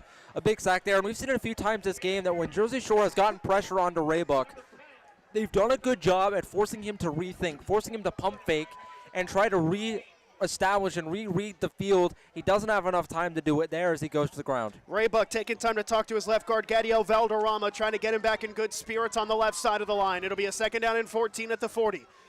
Ray Buck in the gun, takes the snap, will hand off to the tailback, and he is immediately met by Cash Harrod. Oh, he went into the jackpot there as Harrod immediately laid the wood on the tailback, only back to the line of scrimmage there. It'll be a 3rd and long on the rush from Smith. And Shikellamy still has yet to convert on a 3rd down in this game so far as we near the 4th quarter. They're going to need a big play here to convert on this one. They're at the Jersey Shore 40, a 3rd down and 14. 2 receivers right, 2 left, including Walter, the tight end, lined up on the right side. New tailback in the game. That looks like Keeley. Ray Buck in the gun. Takes the snap, looks to throw, under pressure, and down he goes! Back-to-back sacks, 2 sacks in the last 3. And on the near side, it looked like Connor Yinling, who was there to bring him down. There was an opposite edge rusher to clean it up. Yeah, Yingling and Thompson both coming off the edge. They could have shook each other's hands as they met the quarterback at the same time, kind of sandwiched him as they bring him to the ground. And again for Shikellamy, a 3rd down opportunity missed. They're going to be forced to punt again, and this offense is running out of time. An edge rush dap up as Ray Buck goes down for the 2nd time in 3 plays. 4th and 20, 45 seconds left in the 3rd. The Braves punting. Good snap on the punt. This one is sent away to the coffin corner. Watkins, fair catch made. It took the Jersey Shore bounce and into the end zone for a touchback with 35 seconds left in the 3rd. The Bulldogs up 28-14, and they can really stay in the driver's seat with a scoring drive here. Yeah, again, they're going to look to sustain this drive, and now you're in chew clock mode. You want to run at least to the 4th quarter, which they will have no problem doing. But if you can get it to where even if you don't score, if you're punting the ball back with about 9 minutes left in the 4th quarter, you're really putting Shikellamy in a bind. Like I said, they're running out of time, especially with how they want to run their offense. They're running out of time quickly to be able to get back into this game. First play from scrimmage. Pauling will hand it off up the middle for Sechrist. Shakes an initial tackle, gets it to the 25. And then maybe the 26. I just saw a comment from the YouTube section. The Bulldogs secondary requires attention, and I will have to agree with that. I think they have been very formidable. They did give up the big play, but there has not been a lot available in the passing game for Shikellamy. As we have a stoppage, there is a Jersey Shore offensive lineman down on the field. The medical staff drawing the attention along with head coach Tom Gravish will update on that when we can. We'll keep it up here in the press box. The secondary really stepping up for the Dogs tonight. Yeah, Nick, and shout out to that commenter as well, because the big reason why we're not up here mentioning the defensive backs is because we've had no reason to, because they've never been beaten down the field. Except for one example, this cornerback group has done a really good job at just stifling the offense. And the cornerbacks have led to a lot of these sacks because they're being a lot of coverage sacks. They are forcing the quarterback, again, to re-hitch and not have anything open down the field, giving time for their edge rushers to get home.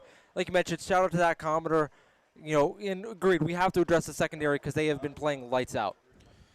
So an injured offensive lineman on the first play from scrimmage. The ball was spotted at the 25-yard line, a 5-yard rush from Bo Sechrist. That makes it 2nd and 5 with 24.8 seconds left to go in the third quarter. That is the tail of the tape here. The Bulldogs up 28-14.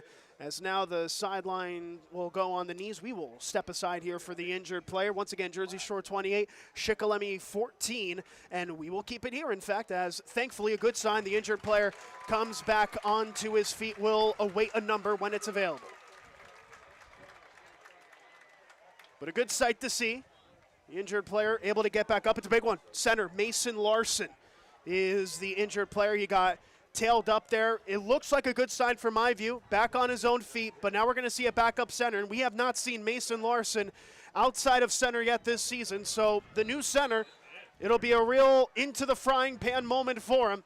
And that looks like number 74, Jake Bressler, the sophomore, who is in at center now. And in center in a big spot, and a lot of their best run blocking has come from the interior. We'll see if they're able to keep it going. They have to run one more play, I believe. It's going to be very close. They're actually very much identical. We'll see what happens first. The Bulldogs want to run it to the end, and it was literally simultaneous, so they will go into the fourth. Well, Shikellamy is a fourth-quarter team. The Bulldogs trying to hold on to the 14-point lead and get back to winning ways here at Thompson Street Stadium. It's Jersey Shore 28. It's Shikellamy 14. You're tuned in to Jersey Shore football on the Bear Country Sports Network.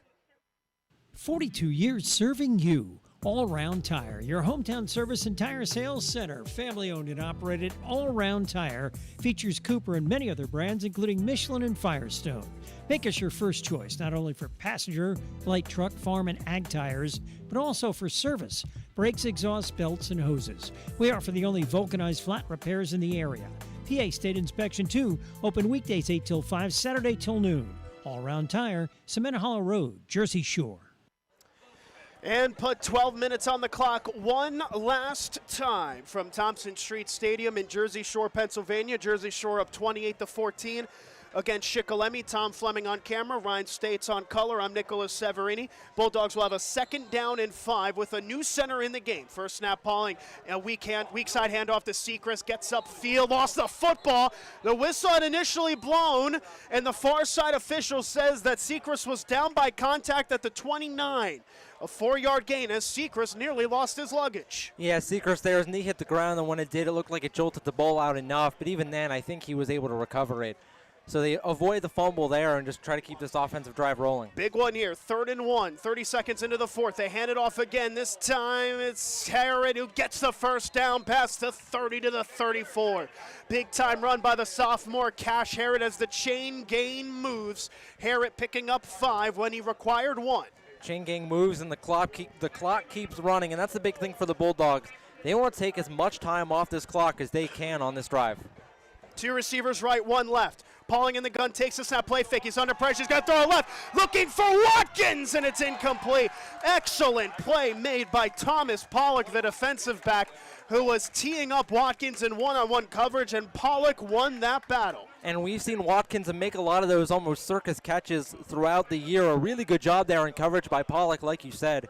Just able to get his hand in there and kind of make it awkward enough that Watkins wasn't able to bring it in. It looked like the ball hit him right on the chest plate. On 2nd and 10, clock stopped 11-11. They hand off to Sechrist, weak side. He's got space, 35-40, first down. Across midfield, 45, breaks a tackle, and he's loose nearly inside of the 40 to the 35. The Shikellamy Brave defenders saving a touchdown there in the secondary, but it's again Bo Sechrist making his name felt. He's having his magnum opus this evening. Well, I tell you what, the story of this game is going to be Shikellamy stopping the run except when they need to the most. And now again another handoff. Sechrist tries to bounce to the outside. This time he doesn't go far to the 32 was the line of scrimmage. It looks like they'll mark him at the 31. And that's been the big thing of this game so far. Shikellamy down a really good job at stopping the run, except for just those few big plays, but those are the plays that are going to hurt you the most. 2nd down and 9 to the 31. Pauling, handoff this time to Herrick, gets free past the initial line of scrimmage, just shy of that 25-yard line to the 26, and what looks to be, from my view, the 25, in fact. So it turns into a sizable chunk of gain of about 6. And a 3rd down and short, a minute gone here in the 4th. And interesting to see how Jersey Shore calls this, because you're certainly in 4-down territory right now. Do they try to run, either get the 1st down, set up a 3rd and short, or do they take a shot? 3rd down and 2, Pauling, handoff Sechrist upfield. He's got the 1st down inside the 20, and is finally wrapped up at the 15-yard line. But by the time the tackle was made by Corbin Stahl, the chain gain was moving. And Sechrist does such a good job at wearing the defense down as the game goes on. Even on those runs where he only gets a yard or two, he's making such hard contact with the linebackers. He's just wearing the defense down bit by bit, and we're seeing it pay off now. A 1st and 10 at the 15, misdirection. Pauling tries to take it to the outside, gets past the line of scrimmage inside the 15 to the 12 on what looked like a broken play. Pauling got something out of it. Yeah, it looked like Pauling there was a designed pitch option. Pauling decided not to, and I think a good job there by Pauling not to pitch it. That would have led to a loss. Pauling took it himself, cut it upfield, and was able to get a few yards out of it. A gain of 4, 2nd down and 6, right side, hash 11. Pauling, handoff Sechrist upfield, gets it to the 10, and down at the 9-yard line for a gain of 2, a 3rd and 4 upcoming. Just over 9 minutes left on the clock. Ryan, you said you wanted them to run it to, you wanted them to run it down under 9 minutes. That seems like that's going to be the case, as now we have an injured Braves player on the field, a defensive lineman who is there on the tackle. Yeah, and that's a big thing for Jersey Shore. They just need to take as much time off the clock as possible. When you're playing a team that likes to run the ball like Shikellamy does, what you need to do is you need to make them uncomfortable. So you need to get the clock to the point where they can't afford to run the ball. If you end up scoring a touchdown on this drive, and let's say they get the ball back with about 8 minutes left, give them another play or two on this drive. If they're able to find the end zone, you are forcing the Braves to try to throw the ball to beat you, and they have not been comfortable doing that so far today. Highlights your secondary, allows them to make some more plays. So I think this is the right call from Jersey Shore. Just keep running the ball, especially if it's going to work as well as it has been. Just saw an interesting comment regarding Nolan Pauling. He could be a Brady Jordan type of player by his senior year. Brady Jordan was a star tailback converted into a quarterback role last season, a very dynamic two-way type of player. Pauling, definitely short of height. That's always going to be a downturn to his game, but he plays so much bigger than he really is, and I think that could be the ceiling for Pauling, is maybe someone who is just a pure two-way quarterback, someone that we saw. I wouldn't say maybe the ceiling of Shamokin's quarterback, but maybe something like a Brody Raybuck. As we see both teams take a knee, that's what we'll send to break with Shikellamy player down on the field. It's Jersey Shore 28, Shikellamy 14, 9:15 left in the 4th. You're tuned into Jersey Shore football on the Bear Country Sports Network. Now's the time to reserve space for your pup at Sweet Dreams Pet Resort on Sunrise Lane in Mill Hall for this fall and winter. Individual indoor suites for your best friend, featuring raised dog beds, grooming on site, air conditioning, radiant heat, and an outdoor playground. Take advantage of weekday doggy daycare, 570-377-0340. Fully licensed and insured, fully staffed with on-site security at all times. Online at sweetdreamspetresort.com and on Facebook. Sweet Dreams Pet Resort, where we treat your dog like family. It seems like there's an automotive parts store on every corner, and they all probably have the part or product you need. But do they know what you need? And do they know they have it? For automotive parts and knowledge, come to the automotive parts store that has automotive experience, Napa Auto Parts. The staff at Napa Auto Parts has the experience to answer your questions and make sure you get what you need. Napa Auto Parts, Hogan Boulevard, Mill Hall, and Bridge Street, Jersey Shore. Napa Auto Parts, Central PA's trusted source for automotive parts and knowledge for generations. A proud supporter of the Jersey Shore Bulldogs, TLC Fuels is a family-owned local business.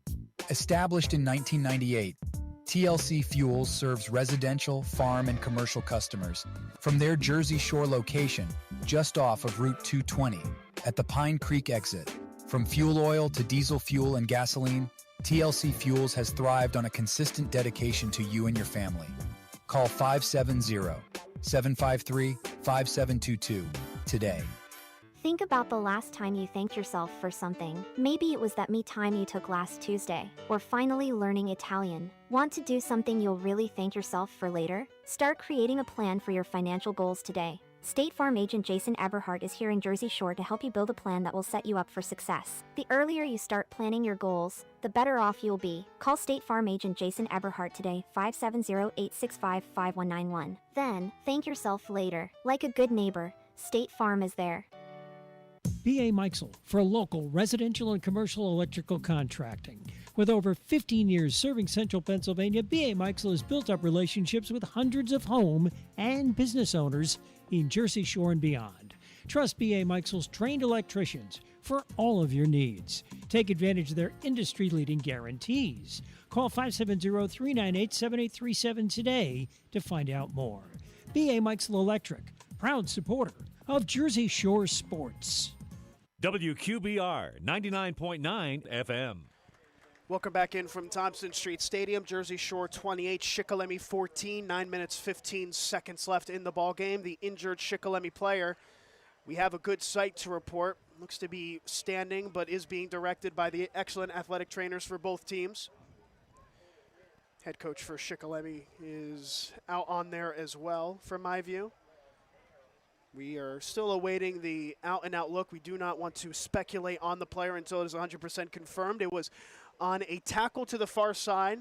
Nolan Pauling getting 5 yards. The injured Shikellamy player was able to bring him down on that far side before going to ground. And it was about a 3-minute, I would say, around stoppage where he was on the ground. Now, thankfully, Ryan, though, back on his feet. Of course, we are so impacted by the game, aren't we? But in the end, it is the health of the players that will always come first, will always be above anything else. As a very loud round of applause from both benches comes as the injured player looks to be Willie Bender, who is down, the linebacker, the junior. Thankfully, he is back on his feet. He was a key impact player, the middle linebacker opposite of Brady Raybuck. And we hope the best for Bender as he's escorted down the near side. Thankfully, he looks to be good, so we're all set to resume here. 9 minutes and 15 seconds left of a clock that will run, rather, on the ref's whistle. Jersey Shore up 28-14 against Shikellamy. It'll be a 3rd down and 5. Ball at the 10. So here we go. You got Pauling in the gun, taking the step. Quick fire left side. Catch made by Watkins. Tries to hurdle a man. The defender never went to ground as he gets brought down just shy of the 5 to about the 6, and that's going to be short. Short by just a yard. 4th and 1. What do you do? This is 100% a go-for-it spot. With how your defense is played, worst-case scenario, if you don't get it, you're forcing Shikellamy to drive almost 95 yards down the field. It's 100% go for it. 4th and 1. They go quick. Pauling. Handoff. Seacrest has a hole. Runs over a defender. And he lunges in for 6. It's Bo Seacrest again stepping up. And it is the Bulldogs putting a potential exclamation point on this one. 34-14. It's Seacrest's night here at Thompson Street Stadium. Yeah, again, they're just really good blocking up the middle from Jersey Shore. Seacrest all alone. Nobody even was able to make contact with him before he got to the goal line. Just able to run it in for the 5-yard score. Point after from Passetti. That one just has the distance and is good. And it's 35-14 Jersey Shore. The Braves have certainly made the Bulldogs work for it in this game, but with that touchdown, they go up by 21 points. 8 minutes and 44 seconds left. They are in very good standing here for the closing stages. And that was about the best drive that the Bulldogs could have asked for. You take a full 4 minutes off of the clock, and now you go up, like you said, 21 points. You are forcing Shikellamy to, again, do what they've been uncomfortable doing so far, which is throwing the ball. They've not had a lot of pass attempts in this game. They've really tried to establish the run game to not so much success. They do have 2 passing touchdowns, both coming thanks of receptions of Thomas Pollock, but they've not done a great job at consistently throwing the ball down the field. They're going to have to now with the deficit they're facing, and it really plays advantage for the Jersey Shore defense. Over 620 tuning in. If you're enjoying what you're seeing, leave a like and subscribe. Subscribing is free and it helps us and helps support Jersey Shore football on the Bear Country Sports Network. Apologies, folks. It's been a long day, and if you've asked any teacher in middle of September, the annual mid-September head cold, it hits different, as they say, Ryan. But we're still here. We're still looking in good form, as is Jersey Shore, who are up by 21 points with 8:44 left in the game. Passetti will send a line drive forward. This one will hop to the 10, fielded at the 5. Return man takes it to the 10, 15, 20. Bounces inside of the 25. He's got space to the 30. Bounces off another tackler to the 35 and is eventually wrapped up at about the 37-yard line. That was the return man, I believe Bobby Fleming, who had that one and put the Braves in good field position as well. And again, Jersey Shore, they're getting slow on the kick coverage here. They're slow to get to the returner, I should say, as they don't make contact with him until he gets about to the 20-yard line. And even then, it was weak contact at best. The returner does a good job to cut it back up the middle, set up Shikellamy inside of their own 40-yard line now. And with little time on the clock, all the yards they can get on the kickoffs matter. It shortens the field a bit. It maybe allows them to be a little bit more comfortable with their offense, maybe run the ball a little bit more and try to reestablish this ground game. Or just a really good return there from the Braves. So Shikellami's offense back on the field. It'll be a 1st and 10. They start this drive at their own 37-yard line, we'll call it. 1st and 10, Ray Buck in the gun, trips right, one left. Ray Buck gonna take it himself. Now rolls out right, fires, and it's incomplete off the fingertips of the freshman receiver, Bobby Fleming. In coverage was Cash Harrett, the linebacker, who is trailed by the safety, Luke Ryan. Yeah, that's just your classic concentration drop there. Fleming had the ball in his hands, looked to turn upfield, never completed the catch, and the ball just hit the turf. That stops the clock with 8.5 minutes left in the game. Bulldogs up 35-14 on the Bear Country Sports Network. It'll be a 2nd down and 10. 15 to snap. I tell you, they haven't had to delay a game, but Shikellamy has run a lot of time off of the clock, both play and game clock. On 2nd and 10, they disclose the wristbands with 5 to snap. Motion right to left, Fleming. They get it off. It's a quarterback power up the middle. Immediately met by Yingling was Ray Buck. Tries to push the pile. He doesn't get that much further.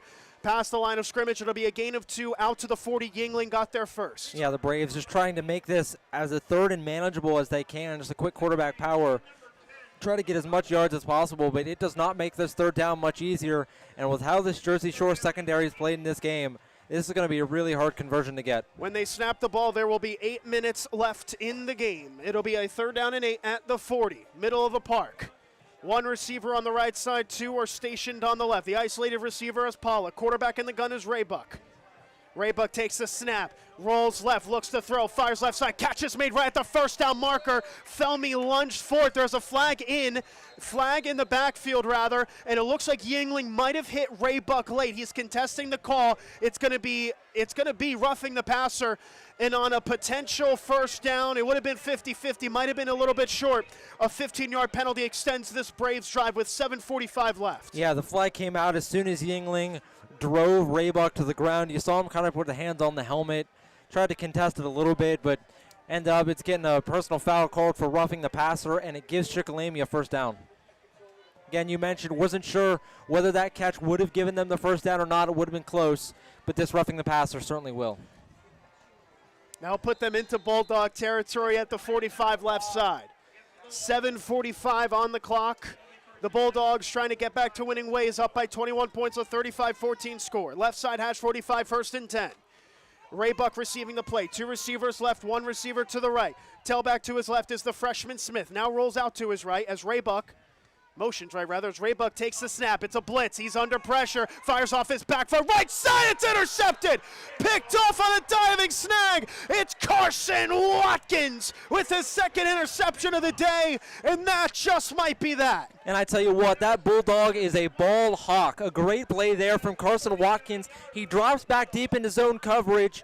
Shikellamy responds, having Pollock run a 10-yard in route. He comes back to the football. Watkins reads the quarterback's eyes. As soon as that ball is released, sprints right towards the ball. He's able to cut in front of the receiver, Pollock, his 2nd interception of the game, and gives the Bulldogs the ball back. Bulldogs with it back at their own 39, a 1st and 10. Pauling takes it himself past the line of scrimmage, 40, and then wrestled down at the 45.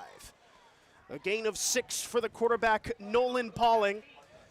The Bulldogs with a big interception, and their first play goes for 6 as again, Raybuck was there on the stop. 2nd down and 4.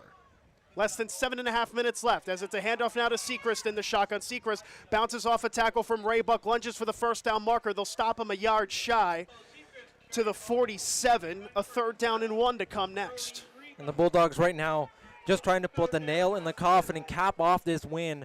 With 7 minutes left on the clock, any score here will end it. On 3rd and 1, they hand it off. Heron, he's loose and he's free. First down and more. 30, 25, 20. He's got reservations for 6. Touchdown, Jersey Shore. Cash Heron from 48, now 52 yards out.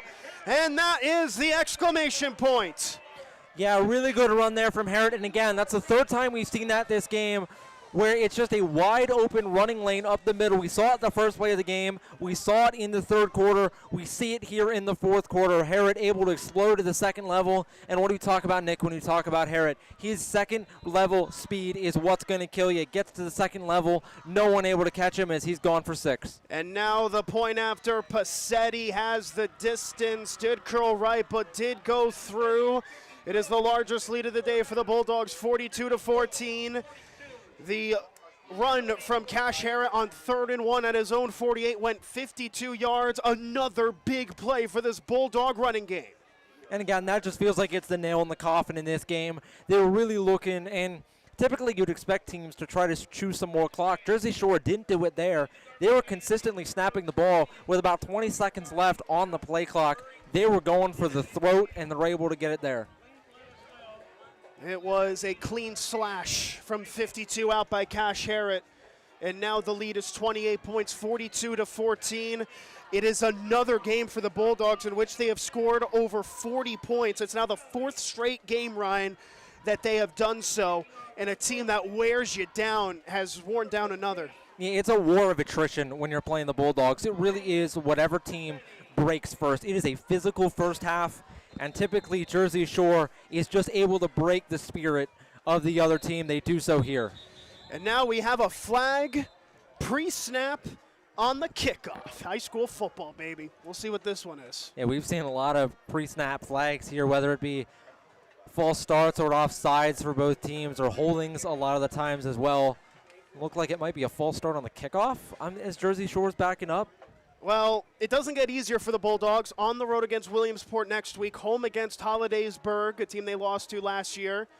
And then the schedule opens up a little bit more. You've got another home game in the midst of that one. I believe, off the top of my head, that's Penwood, before going on the road again against Scranton Prep, and then you're ending with Central Mountain in the regular season with postseason coming after. Still a couple more tough teams to play in this regular season campaign, as this one is pooched. One hopped at the 22, hopped at the 15, bobbled and fielded at the 10. He takes a 15, 20, bounces outside of the hashes to the 25, shakes another tackler, jukes away from another, takes a 30, 35, takes a shot, stays in bounds, 36, and then down at the 37.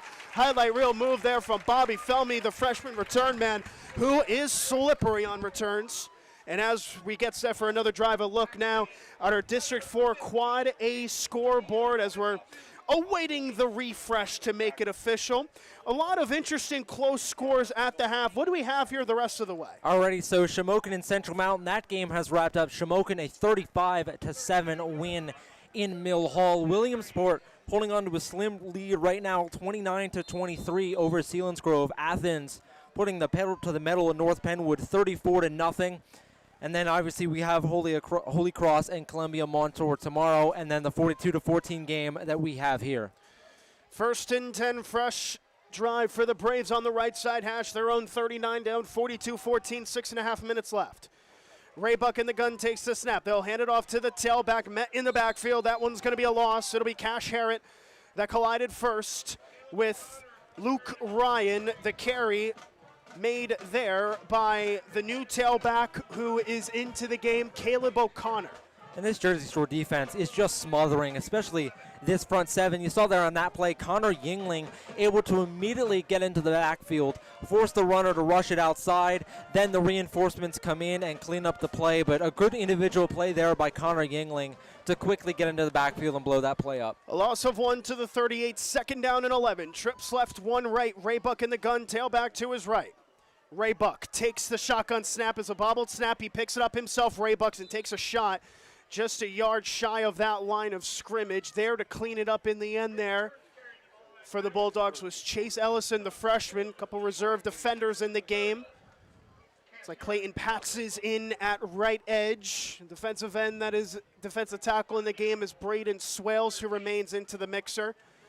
Starting linebackers mostly in the game still, with the exception of Ellison, who cleaned up the tackle. A new safety in the game as well. In the free safety role is Dalton Rerig, the sophomore, on the far side. And Nick, I say we got a new quarterback in as well. It's Brady Kurtz in the backfield. Kurtz in the backfield, third down and 12. They hand it off to the tailback, who gets wrapped up at the line of scrimmage. No gain on the play. On the run from a new halfback who is in the game, that is Kyler Campbell. And on fourth down and 12, the punting unit comes out with 5 minutes left and the white flag raised. And it looks like, yeah, some of the backups coming in. Kurtz so far this season has 2 completions on 4 attempts for 80 yards, and it does have 2 touchdowns this season, so both of his completions going for scores. But yeah, it looks like Shikellamy waving the white flag, has some of the backups in as Jersey Shore looks to get another home victory. Timothy Lope, Dalton Rerig back out for this punt return as Rayba comes back in and sends it away. Lope will let it bounce in front of him and lets it go at the 30 to the 31-yard line. He had to be careful. He was right next to it as Jersey Shore gets the ball back and 4.5 minutes left, most likely in time-wasting duties here. So starting with Shikellamy to close this out, a very valiant effort, a team that has certainly changed the culture in very short time. A ways to go, but you get an uneasy feeling, I think, now when you take on this Braves team the rest of the year and in the years to come. Yeah, this score will not at all reflect how this game went. I mean, this was a one-score game at halftime. This has been like a real dogfight between these two for a majority of the game, and credit where credit's due to Shikellamy. They did a really good job stifling a Jersey Shore offense that had been on a roll up to this point, especially in the first half. They made things look impossible on this Bulldog offense. Hayden Kelly is the new quarterback. They'll hand it off to the new tailback far side. Gets past the line of scrimmage to the 35 and is wrestled down just shy of that first down marker to the 38-yard line, I believe. That was Ellison on the carry, a gain of 8, 4 minutes left. And yeah, for Jersey Shore, the takeaway from this game is this is an impressive win for them. It's a look-ahead game next week. A good job to come out here and handle business. Chase Fetzer, the other tailback, he gets the handoff now, breaks the initial rush, gets past the 40 to the 45. It'll be wrestled down at the 46-yard line for the first Fetzer, his first carry of the season. Enough to move the chains. As for the Bulldogs, very impressive, very eye-opening performance for them against a very difficult Braves team. And when you look, you're coming off a disappointing loss against Shamokin. Then next week you have to go on the road to play a really good team in Williamsport. This is a classic trap game that the Bulldogs did not fall into. A lot of times these are look-ahead games. They maybe play sloppy. The Bulldogs started that way but finished strong. Kelly on 1st and 10, handoff to the opposite tailback far side. That looked to be Ellison. Gets past the line of scrimmage down at his own 47. New lineman in the game as well is a freshman, Tyson Fisher. 2nd down and 9. They'll give him just 1. I'd love to see some of the freshmen getting their first high school snaps as well. Mitchell Watkins is the new left tackle on the near side. 2nd down and 9, just over 3 minutes left. Sweet Caroline on the far side for what will be a sweet victory. Headlined by the Banners, they'll look to throw. It's caught by Pats at midfield, and he's wrestled down at the 48-yard line. Pats making a 5-yard reception. Aiden Pats, the sophomore, that is his first career reception to set up a 3rd down and 3 for Hayden Kelly. It is a career first for him as well in the pass game. Rather, that was Jason Jennings. I apologize. Jennings, the freshman quarterback. Or no, he is the tailback on the right side. It was actually Kelly who made the throw. Now Kelly throws again on 3rd and 3. Looks right side. Catch right at the 45. Or no, he wasn't able to haul it in, the far side receiver. Far side receiver unable to get it was Timothy Lope. Sets up a 4th and 3, and I'd imagine the Bulldogs will punt with 2.5 minutes left. I tell you what, though, Kelly, putting some zip on these footballs. He's done a good job of getting some power behind these throws. And on 4th and 3, how about this? The offense staying on the field. Kelly on a high snap fields it, hands it off to the far side. Fetzer puts the shoulder pad down past the 45, and he's got the first down to the 43. Good running there from the sophomore. Fetzer running over a guy like he owes him money there. I mean, just completely bulldozing the Shikellamy defender and able to pick up the first down and keep the clock going. There are late substitutions. They didn't all come off the field. The flag stays in the pocket as it was a handoff to the tailback who gets to the 41, a gain of 2. On the handoff, that looked like it might have been Fetzer again.